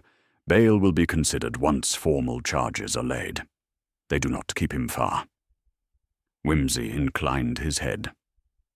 "I expect the magistrate will prove humane, given the circumstances." He accepted a cup, sipped once, and found he could not taste it. His gaze drifted to the far wall, where a watercolour of Swaledale meadow hung, a scene of rusted bracken and low sun, oddly fierce in its quiet. "Does the meadow still stand to be sold?" he asked absently. Lady Fenwick followed his eyes. "Not now. Sam was the last to hold that right." "Then one quarrel less for the calendar," Wimsey murmured, but his mind had swung elsewhere. To Harcourt's bank withdrawal, to Helena's vanished travel case, and to a smell, faint yet insistent, that he had noticed in Harcourt's study. Not blood, not cordite, but something bitter-sweet, metallic. He had ignored it amid larger variables, yet it nagged now like a half-heard rhyme. He set down the cup. "If you will, excuse me. I need a word with Miss Fermin before the inspector returns." Lady Fenwick motioned to the door of the adjoining writing-room. Helena sat at a rosewood desk, littered with her father's dog-eared court papers. She looked up warily, then pushed a stray curl behind her ear. "Is it Hugh?" she asked. "In custody," Wimsey replied, "but unharmed. Miss Fermin, do you recall any unusual odour in the study yesterday? Something sharp, like almonds scorched over iron?" She frowned. "Perhaps. I thought it was his fireplace. He'd let the coals sink low." "Coal does not smell of bitter almonds," Wimsey said gently. "Nor does blood." He paced 2 steps. "After Hugh left, did you re-enter the cottage?" "Only to fetch my coat before I fled the village. I may have knocked over his brandy decanter. I scarcely looked." "And you did not happen to see a bottle? A small chemist's phial, stoppered in black?" A slow dawning fear slid across her features. "Prussic acid," she whispered. "Father used to keep a laboratory sample. He told me it killed a dog in seconds. But Sam never." Wimsey halted. "Precisely. Sam never. But a man contemplating blackmail might keep such a threat close. And a doctor, finding himself cornered, might see double utility. Blade for certainty, acid for insurance." He spoke almost to himself now. Yet the odour was faint, the decanter unbroken, and Hendon's analysis found no cyanide in the blood. He turned back. "Miss Fermin, what did you take from Samuel's desk as you fled?" Her eyes widened, and she drew a small chamois purse from her bodice. Inside, crisp notes glimmered. £200 worth. I thought it must be mine by right," she stammered. "He was dead. I told myself it was debt repaid."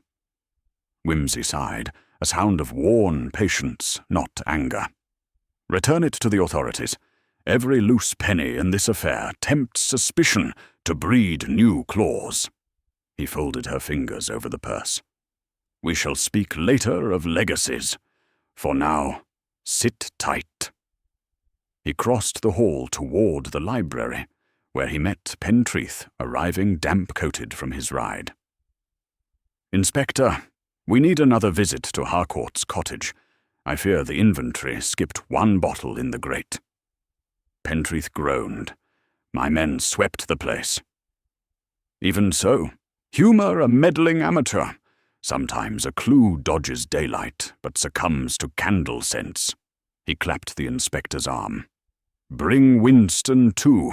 His nose is innocent enough to sniff what we cynical old hounds have overlooked." The russet sky threatened more sleet, but the drive to Greystoke felt shorter now. Perhaps certainty shortened roads. Inside the study, the air retained its hush of aftermath. Whimsy moved directly to the hearth, knelt, and, with Winston's pocket trowel, shifted ash. A charred paper cone unfurled. Harcourt's handwriting, black with acrid crystals fused along the edges. Pentreath whistled. "Prescription?" "No," said Whimsy, scanning the half-legible text. "A signed draft deed acknowledging repayment of all debts by Hugh Chadwick, dated yesterday, 5 o'clock. Sam intended to absolve the doctor once Helena's claim proved valid. He played bully to pressure a fair negotiation, then yielded, but Chadwick arrived too soon to learn it." He lifted a scorched fragment where Harcourt's flamboyant signature still curled like a dying flame. The draft smelled of prussic acid because Harcourt, the chemist's hobbyist, used minute drops to test his own nerves, perhaps a theatrical flourish for Helena's benefit. The bottle would have shattered in the grate after he tossed this deed to burn, leaving vapour. When Alice jabbed him, the bottle overturned fully, stronger scent. By the time Chadwick came, it had boiled away. He read smoke and blood as threats, not reconciliation, and finished the tragedy. Pentreath's face hardened. So Harcourt intended mercy, and Chadwick murdered him by misreading his stage machinery. "Greek tragedy indeed," Whimsy said softly. "Hybris meeting irony on the threshold." He straightened, dusting ash from his knees. "Have the crime scene men collect residue. Hydrogen cyanide crystals prove timing. It cements motive to misunderstanding, not design." They drove back under bruised clouds. At the Priory, Alice waited in the hall. The letter now lay open in her lap. She rose as Whimsy entered, tears drying on her cheeks. "He confesses everything," she said, "and begs forgiveness I cannot deny, however I try." Whimsy took her hand. "You may find solace in knowing Sam meant no ruin. There was a deed, burnt unintentionally, but evidence remains. Hugh killed not for greed but fear. A lesser sin, perhaps, still mortal." She managed a wavering smile. "Thank you." "Courage, Mrs. Chadwick. The courts will see the context." He turned to Lady Fenwick, who had approached in silence. "Madam, the Swaledale meadow remains yours by right and affection. Maybe plant fruit trees there. Orchards forgive when men forget." She inclined her head, eyes shining. "And you, Lord Peter, what shall you do?" "Compose a monograph on misericords, and avoid country doctors." He raised a brow at Helena. "Miss Fermin, shall we escort you to your solicitor tomorrow? We must reclaim your inheritance honestly this time." She coloured, but answered, "Yes, Lord Peter, honestly." Night settled once more over Fenwick Hollow, but it felt thinner, less conspiratorial. Whimsy, coat collar up against the wind, stepped onto the terrace where Bunter waited with a cigarette case. He accepted one, struck a match, and watched the flame tremble before the gust. "Nearly over, I think," he said. "Indeed, my lord," Bunter offered the faintest smile. "Providence has had a busy weekend." Whimsy exhaled smoke that curled like departing ghosts, enough, perhaps, to make the angels envious after all. He flicked the match away. It arced, glowed, and vanished into dark grass that would be silvered by frost before dawn. Somewhere behind them, the French hall clock chimed, steady now, unflustered, counting out the hours with the serene authority of a voice that has at last found its rightful cadence. Beneath the pale splash of the courtyard lantern, Whimsy lingered, letting the last curl of cigarette smoke unravel into the sleet, bruised air. Bunter withdrew discreetly, his footfalls hushed by the gravel, leaving his master to a private inventory of murmuring clocks and ebbing adrenaline. The house behind him was settling, the way an agitated creature settles once the hand that frightened it has been withdrawn. Yet the faint creak of old oak and the intermittent gust against the leaded panes reminded him that a case, unlike a tale, does not end at the moment of revelation. It tapers, like the dying notes of a cello, through legal argument, public curiosity, and the wounded lives that must learn their altered cadences. He turned back at last, crossing the polished flags to the little parlour. Pentreath stood by the hearth, boots steaming, a glass of Lady Fenwick's best Scotch cupped in both hands. The inspector looked older, triumph tempered by the knowledge that tomorrow's paperwork would be at least as knotty as tonight's confession. "I've telephoned the Home Office pathologist," he said when Whimsy entered. "He'll take your prussic acid crystals and the deed fragments first thing.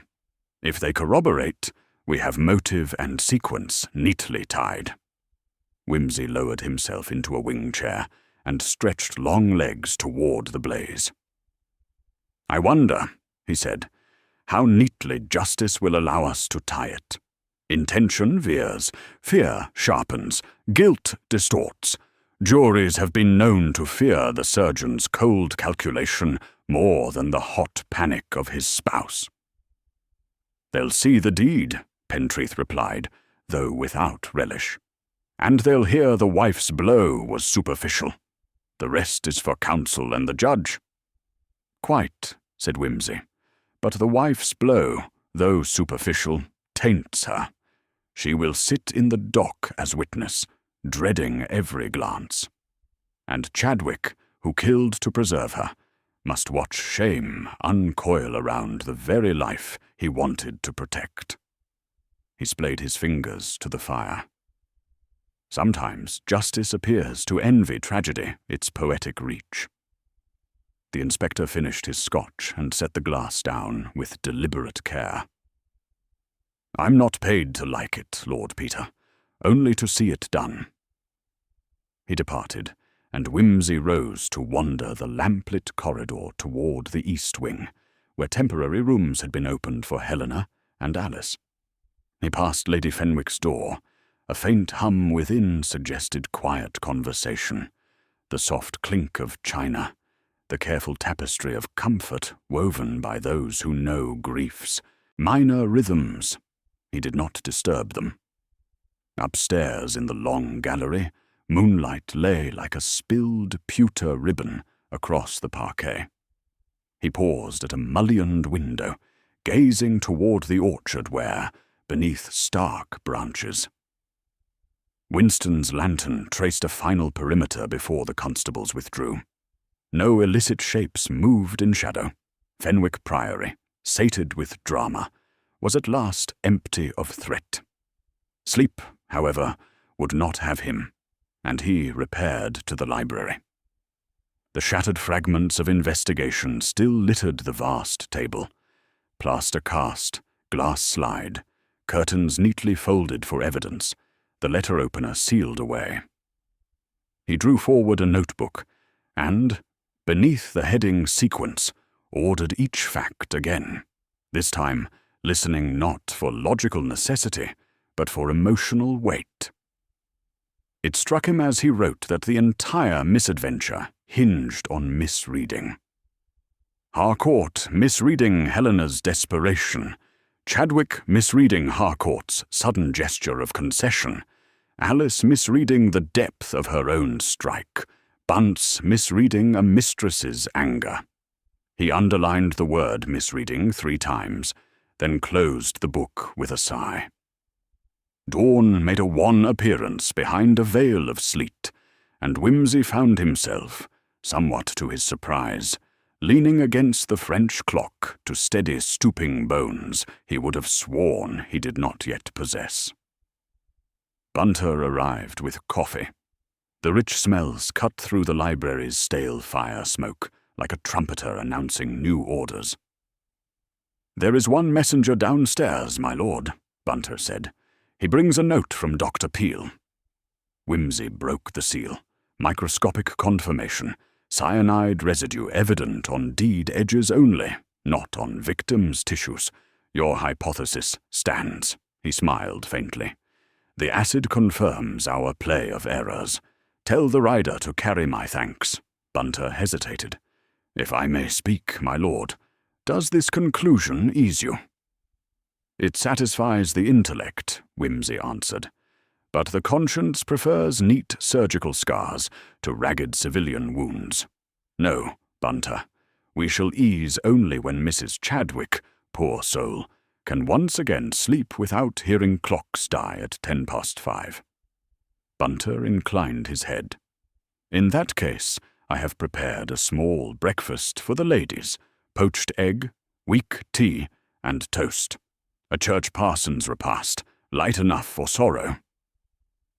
"Capital man," Wimsey said, and watched him leave. Mid-morning brought the Home Office photographer. After him, a clerk from the Chadwicks' solicitor, with power of attorney forms.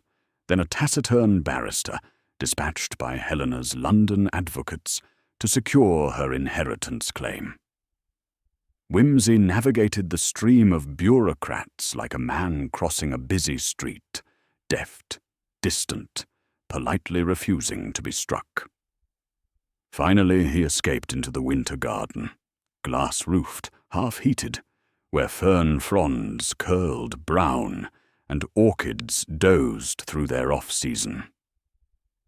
Alice was there, cloak wrapped, tight, staring at a dormant lily pool. He approached slowly, shoes crunching grit. She turned, offering a small, exhausted nod. "They say," Wimsey remarked, hands clasped loosely behind him, "that lilies rest all winter, then wake as though the cold months were only a complicated dream." She tried for a smile. "I suppose we must all do likewise. The waking, alas, may be harder than the sleeping." He joined her at the rim of the pool. "Will you read his letter again when strength permits?" "I will." She touched the folded pages inside her pocket. "There is kindness in it, oddly. He writes that he never blamed me, that he envies my capacity to feel terror for another. It is the first compliment he has paid me in years." "And therefore the truest," Wimsey said gently. She looked away. "We shall sell the surgery, of course. I don't think I could bear the sound of scalpels in drawers." He said nothing. Some griefs ask for no reply, merely the courtesy of presence. After a time she breathed deep, nodded gratefully, and moved toward the house. Wimsey lingered. Snow began to drift against the panes, each flake striking with the delicate insistence of a moth against lamplight. He thought of the jury, 12 assorted consciences weighing a surgeon's misreading, then of Alice's forthcoming testimony, and Helena's claim pursued in chancery. Lives branching now like frost ferns, each growth pattern predetermined by last night's freeze. At luncheon, Lady Fenwick informed him that the press, alerted by anonymous tip, had besieged the outer gates. Whimsy grimaced. "Hyena time! We must feed them something before they gnaw their own tails." He drafted a statement naming fear, misunderstanding, and tragic impulse. He conceded no salacious detail beyond the deed's existence and the wife's exoneration on murder. "Let them argue subtleties at their club desks," he told Pentreath, handing over the statement. "Give them one true sentence, and they'll embroider the rest without our help." By late afternoon, magistrates granted Chadwick provisional bail. Lady Fenwick posted surety before the ink dried. That evening, Chadwick was escorted, guarded but unshackled, to a private chamber in the Priory. At Alice's request, Whimsy accompanied her to the threshold. She entered first. Whimsy remained outside, hands in pockets, listening. Silence, then a soft exhalation, half sob, half laughter, and the rustle of paper passed from one hand to another. Low voices interwove, too muted for his ear. They seemed less confession than a weaving of frayed threads into new cloth. After a few minutes, Alice stepped out, eyes rimmed red, but steady. "He regrets everything," she said simply. "Regret, if genuine," replied Whimsy, "is a surprisingly solid foundation. Build on it carefully." Chadwick appeared behind her, complexion grey as pewter. "Lord Peter, thank you for not letting the wrong story stand." "Stories are stubborn," Whimsy said. "They resist correction like bones. But in the end, both can be set straight." Chadwick held out a slim silver stethoscope. "I have no further need of this. Perhaps it will remind you that even precise instruments mislead the hand behind them." Whimsy accepted the relic gravely. "I shall keep it as a bookmark, lest I gloss over the dangerous pages." That night the household dined sparsely, conversation meandering through safer counties, weather, parish concerts, the merits of French clocks once properly regulated. When the hour grew late, Whimsy excused himself and took a last walk through the galleries. He paused before the misericord he had come to see on that first innocuous visit. A wicked little carving of a fox, preaching to geese, each goose leaning forward rapt, unaware of the preacher's fangs. He traced the oak grain, thinking of Harcourt's manipulations, of Chadwick's clinical veneer, of his own role, another fox, preaching logic to solve a blood-red sermon. Outside the snow finally ceased. Moonlight silvered the lawns. He found Bunter in the doorway with a rug over his arm. "The car is at the steps if your lordship intends an early train tomorrow." "Thank you." Whimsy adjusted his scarf. "We have given the Priory back its silence. It seems only fair to leave before we rouse it again." "You will miss the misericords?" "I think not," he said, smiling. "After this week of devouring sermons, I prefer, for a while, plain benches." He clapped Bunter's shoulder. "Come, we have a duchess to placate and an aunt to avoid. No more clocks that lie. Let us seek a place where time is honest, even when the people aren't." They stepped into the cold, the gravel crisp under renewed frost. Behind them, high in the Priory Tower, the bell tolled a single note. It was neither dirge nor peal, but something in between, a quiet reminder that in Fenwick Hollow, even midnight had learned, at last, to speak its hour with perfect truth. The train pulled out of Fenwick Holt, with a hiss like a curtain dropping on an overlong play, and Whimsy, ensconced in an empty first-class compartment, felt the gentle lurch of the wheels carry both body and mind away from the Priory's complicated silence. Opposite him, Bunter unpacked sandwiches and a flask, his movements a study in noiseless efficiency. But Lord Peter's attention wandered past the rattling window, where snow-frosted fields drifted by like half-erased chalk sketches. Only when the signal box of Greystoke Junction slid into view did he stir and speak. One is always tempted, Bunter, to imagine a tidy moral progress in the landscape. Station, meadow, orchard, then cathedral spire, rather like those improving charts Victorian governesses pinned above the piano. Yet the geography of homicide will insist that the orchard follow the cathedral, and the train may double back upon itself in search of an answer already past. Indeed, my lord, Bunter murmured, uncorking the flask. He poured coffee, and the steam fogged the cold glass for an instant before vanishing. Much as, Whimsy reflected, the tensions of Fenwick had dissolved once truth solidified. He accepted the cup, sipped, and allowed the warmth to settle the minor tremor still lurking in his fingertips. Exhaustion possessed him, not as weariness, but as a curious lightness. The body, suddenly discovering it, has been bearing a hidden weight, and now floats a fraction above its accustomed mass, miles unspooled. By the time the train slowed for Didcot, Whimsy had dozed and woken in a single breath, mind reverting to those stubborn after-images that cling to solved cases, the twist of Chadwick's scalpel through cartilage, the hush of Alice's confession, the clink of Bunce's keys in the muniment room. He rubbed at his temple, half amused, half exasperated at the persistence of memory. It would fade, of course, it always did. But while fresh, every detail glowed like phosphorus in a dark room. Paddington arrived under a flat, grey dawn, promising a London day of slush and impatient horns. A discreet taxi spirited them to Russell Square, where the Dowager Duchess's townhouse loomed respectable and mildly horrified at the early hour. Whimsy ushered Bunter toward the servants' entrance. "The front hall is no place for illicit luggage," he quipped, and climbed the steps to face maternal inquisition.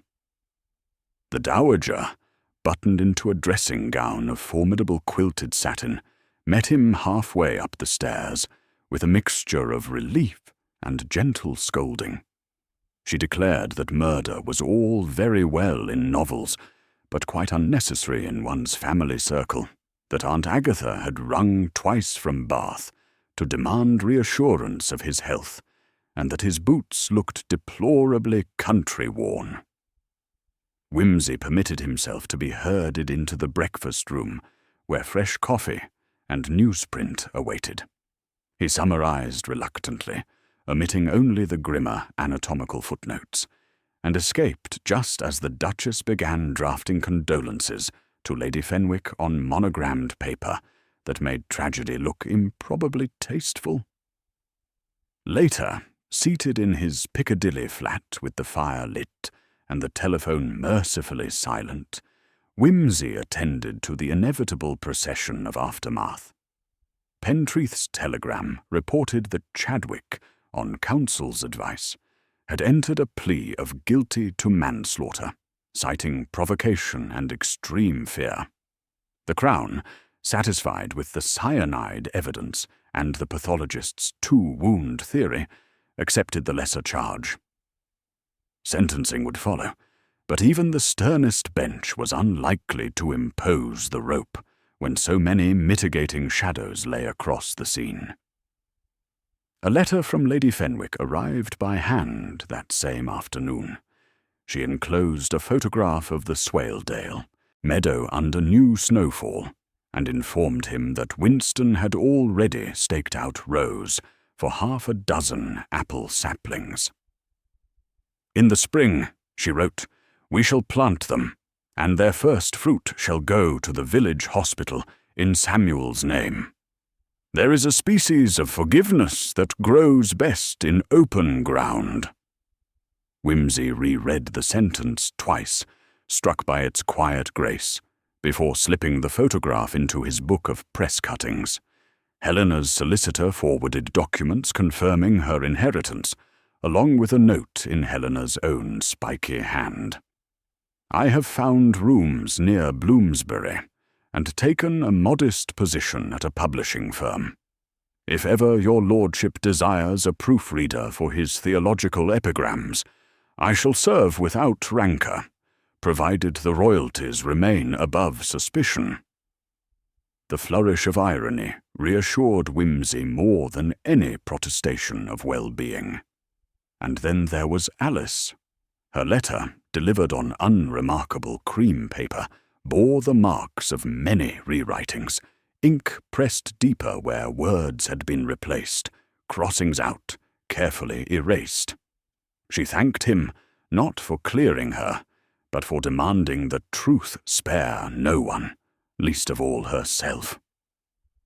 "I find," she wrote, "that forgiveness of Hugh will require time, but I have already forgiven the frightened woman I was that afternoon. She, too, misread. When Time's sentences are complete, perhaps Hugh and I shall open a small practice in Canada, where people know him only by his skill and not by his fear." Whimsy leaned back, letting the words settle with the snow outside, and felt an unexpected tug of hope on her behalf. Evening drew on. The newspapers, already ravenous, had produced headlines of gratifying restraint, thanks to Pentreath's statement. "Country surgeon pleads in Fenwick tragedy. Misunderstood threat blamed." The sub-editor could not resist the phrase, "clock of doom," but otherwise the copy was factual, bereft of invented seances or poison ring conspiracies. Whimsy sighed with mild satisfaction, then poured a small whiskey and took the stethoscope from his pocket. The polished tube caught firelight like a looped silver question mark.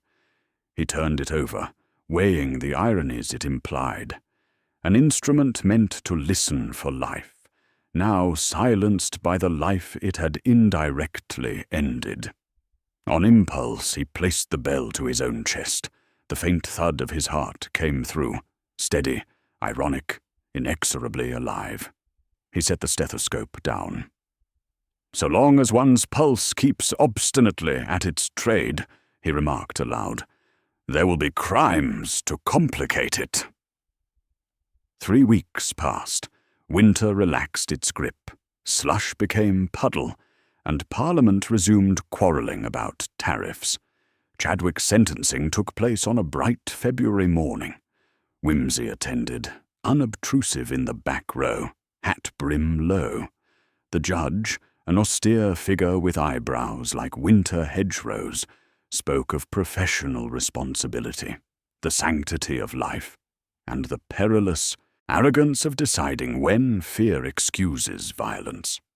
Yet he also spoke of remorse, of a man turning himself in before arrest, and of a wife spared the dock by her husband's final truth. 7 years penal servitude, tempered by recommendation for early review. The court murmured, half relieved, half dissatisfied. Expectation rarely aligns with measured justice. Chadwick, shoulders squared, met his wife's gaze once before he was led away. And in that glance, Whimsy sensed an obscure contract, renewed, broken perhaps, but not shorn of every binding thread. Afterwards, he escorted Alice from the Old Bailey steps to a waiting cab. She thanked him with a quiet dignity that required no reply. Helena, present beside her, squeezed Whimsy's hand with surprising strength, and whispered that the publishing firm had accepted her first translation, a slender French treatise on moral paradoxes. He promised to read the proofs. That evening, safely returned to his flat, Whimsy opened his notebook to record the final disposition. The act felt almost perfunctory. Yet when he reached the column marked Lesson, he paused, pen hovering. Past cases had yielded neat epigrams, greed miscounts, jealousy overreaches, pride writes signatures in blood. But Fenwick defied brevity. Here, every motive had been a shade of protection, of name, of livelihood, of love. He wrote at length, then crossed out half, dissatisfied. At last he penned a single line. Even the tenderest hand may steady its scalpel upon the heart of another, and not know until too late which conscience bleeds. He shut the book. Bunter entered with supper on a tray, and found his master standing at the window, silhouette limned by street lamps. Snow, now faint as dust, drifted over the rooftops. Whimsy turned, acceptance in his smile. "Do you know, Bunter," he said, "I think our next engagement ought to involve nothing more lethal than a disputed hymnal and a faulty vestry lock.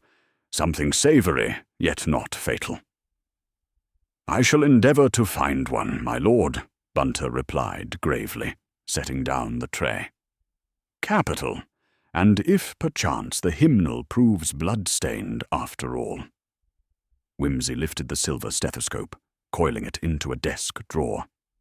"We shall remind ourselves that even a simple tune may hide a dangerous counter-melody." He sat, unfolded his napkin, and with a contented sigh lifted the lid from a dish of kedgeree, whose steam curled upward like the final note of a long-held chord, resolved at last, though its echo might linger for years in the quieter chambers of memory. The gas in the study flickered low, casting angular shadows that stretched like dark fingers across the worn leather volumes and the cluttered writing desk.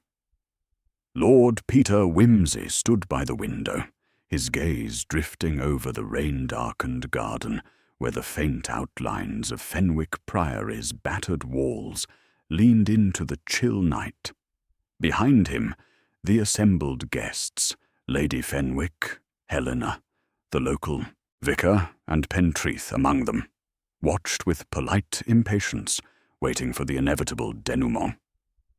Whimsy's fingers tapped lightly on the rim of his glass. "I trust you have all been provided with the facts as they stand. Now, if I may impose a moment longer upon your attention, I shall attempt to stitch those facts together in a pattern that, until now, has eluded even the sharpest eyes." He moved to the center of the room and drew a breath. The room, falling into a hush, waited with the chill of anticipation. This was no simple matter of a startled surgeon or a terrified wife. The tragedy that unfolded was born of careful design, concealed beneath layers of fear, loyalty, and yes, love. Yet it is love of a most twisted sort that breeds suspicion and betrayal. He turned to Pentreath. "Doctor, you were quick to conclude that Hugh Chadwick's fatal wound was self-inflicted, or at least the product of his own hand during a panic. Yet consider this. The wound was delivered at a peculiar angle, one that suggests a steady hand rather than a trembling one. Moreover, the cyanide that proved fatal was administered with a precision and timing that could not have been the work of a man in delirium." The vicar leaned forward. "You mean to imply someone else was involved?" Whimsy inclined his head. "Indeed, and the key to this puzzle lies not in the obvious suspects, but in the shadows behind the stage. Consider the missing salver, Lady Fenwick, the one that vanished the night of the tragedy. It bore a small, almost imperceptible scratch on its underside, a mark that matches the peculiar clasp on a certain glove found in the servants' quarters." A slight gasp. Lady Fenwick's eyes narrowed, but she said nothing. More telling, Whimsy continued, is the timeline. The servant's testimony about doors and clocks seemed trivial at first, but the misaligned timepieces and the locked south wing provided an alibi that was too neat, too rehearsed. The key, quite literally, was in the soundproofing of the study door, which muffled the struggle and made the staging of a panic possible. He paused, letting the weight settle. Who stood most to gain from Hugh Chadwick's death, yet showed an eagerness to protect the reputation of both victim and accused? Who had the knowledge to manipulate not only the poison, but the very scene itself? Eyes flickered around the room. Helena's jaw tightened. Pentreath swallowed visibly. Whimsy fixed them with a sharp glance. The answer lies in the very person who tended both to Hugh's wounds and to the household's affairs. The butler, Bunce, murmurs rippled through the group. Bunce, standing near the door, showed no sign of distress. The butler, Whimsy said, had access to the medicine cabinet, knowledge of poisons gleaned from years in service, and motive born from a secret indebtedness to the Fenwicks. When Hugh's indiscretions threatened to unravel the fragile peace of the household, and by extension Bunce's own security, the butler took it upon himself to save them all, employing a staged attack to cover a more deliberate act. Lady Fenwick's lips pressed into a thin line. You accuse my lifelong servant of murder? Not murder, my lady, Whimsy corrected, but an act born of desperation and misplaced loyalty. Bunce sought to protect the family name and prevent scandal, but in doing so, he underestimated the complexity of human fear and guilt. The cyanide was administered not in rage, but in cold calculation. Bunce's facade cracked for a moment, a flicker of something like remorse crossing his features.